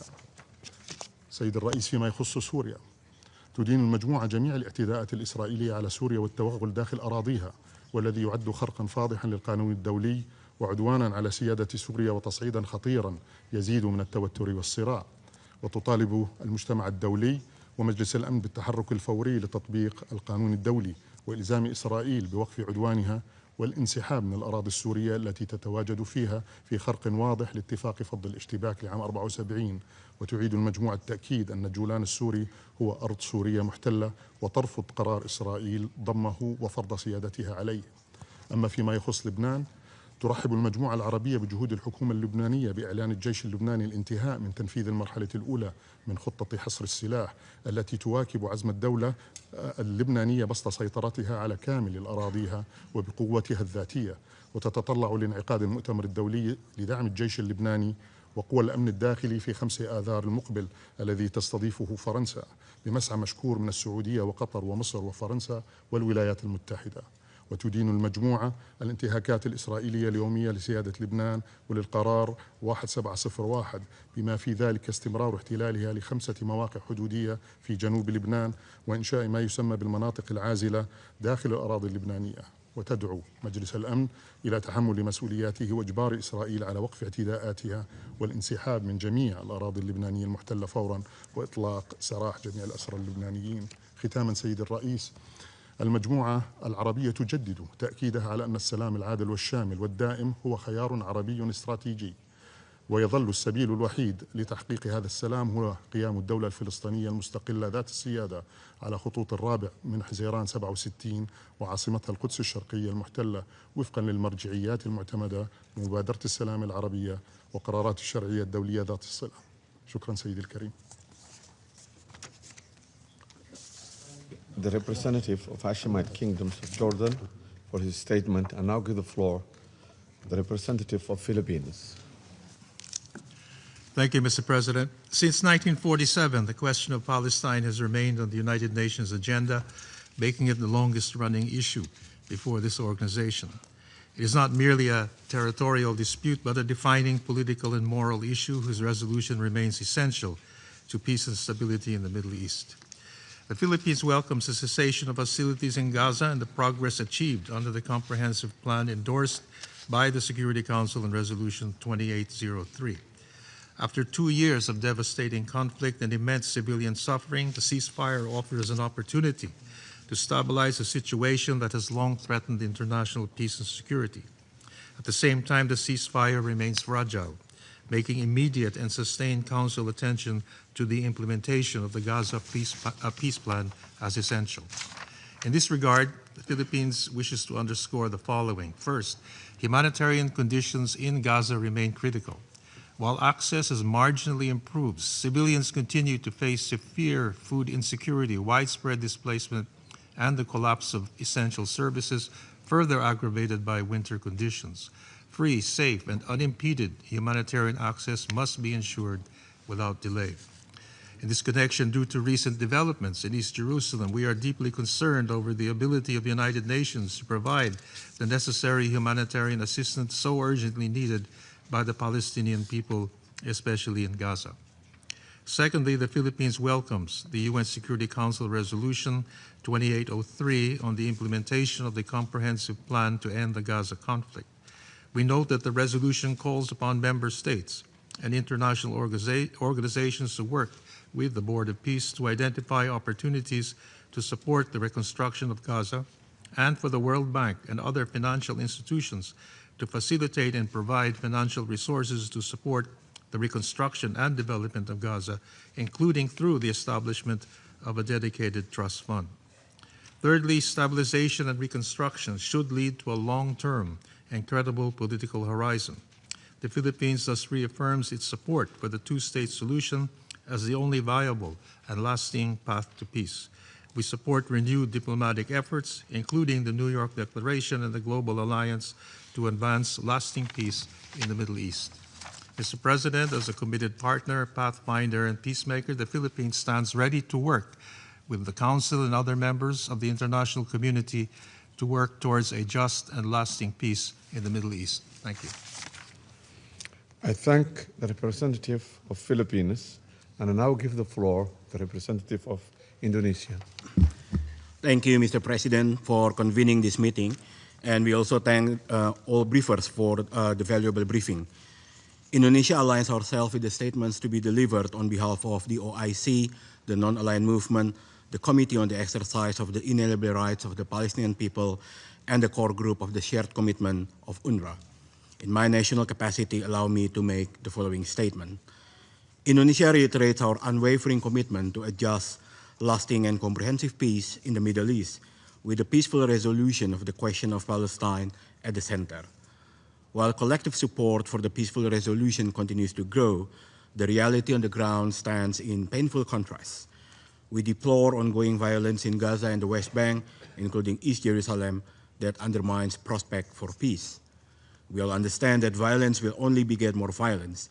It is therefore our collective duty to take decisive action to end this catastrophe, ensuring the two states can live side by side in peace and security within their own sovereign and independent territories in accordance with internationally agreed parameters and relevant UN resolutions. To this end, Indonesia underscores three urgent priorities. First, any peace plan should aim towards a peaceful, just, and lasting solution. The effectiveness of the second phase of the comprehensive peace plan must be ensured to bring humanitarian assistance on the ground. Indonesia welcomes the establishment of the National Committee for the Administration of Gaza, and our decision to join the Board of Peace with other countries of the Group of 8 is based on our clear commitment to preserving the two-state solution and continue to be guided by Security Council Resolution 2803. This leads me to my second point, preserving the centrality of the Security Council. As the custodian of international peace and security, the responsibility to advance and safeguard an effective peace process remains with this Council. The Council must remain seized to ensure that all efforts and processes remain anchored in UN Charter and international law. This requires the Council to exert its leadership through consistent monitoring for compliance and ensuring UN agencies and UN-led humanitarian efforts serve as an integral part of the peace process. Third, protection of civilians, cessation of violence, and unimpeded humanitarian access are prerequisites for credible political horizon. These are not optional, these are legal obligations. We are therefore gravely concerned on the continued attacks on UNRWA, a blatant violation of international law, including the Convention of Privileges and Immunities of the UN and the ICJ advisory opinion in October 2025, which will deprive millions of civilians of much-needed life-saving assistance. This Council must be able to move beyond condemnation and rise to its responsibilities to halt all violence and violations of international law, to bring a genuine political momentum and create a just and lasting peace. Mr. President, Indonesia continues to reaffirm our principled position that the entire peace process must lead to end illegal occupation of the Palestinian territory and achieving the two-state solution. This is key to lasting peace in the Middle East. The international community must act with unity, resolve, and moral clarity to ensure that peace, justice, dignity, and humanity prevail. Thank you. I thank the representative of Indonesia for his statement. There is still a number of speakers remaining on the list for this meeting. I intend, with the concurrence of the members of the Council, to suspend the meeting until 3 p.m. today. The meeting is suspended.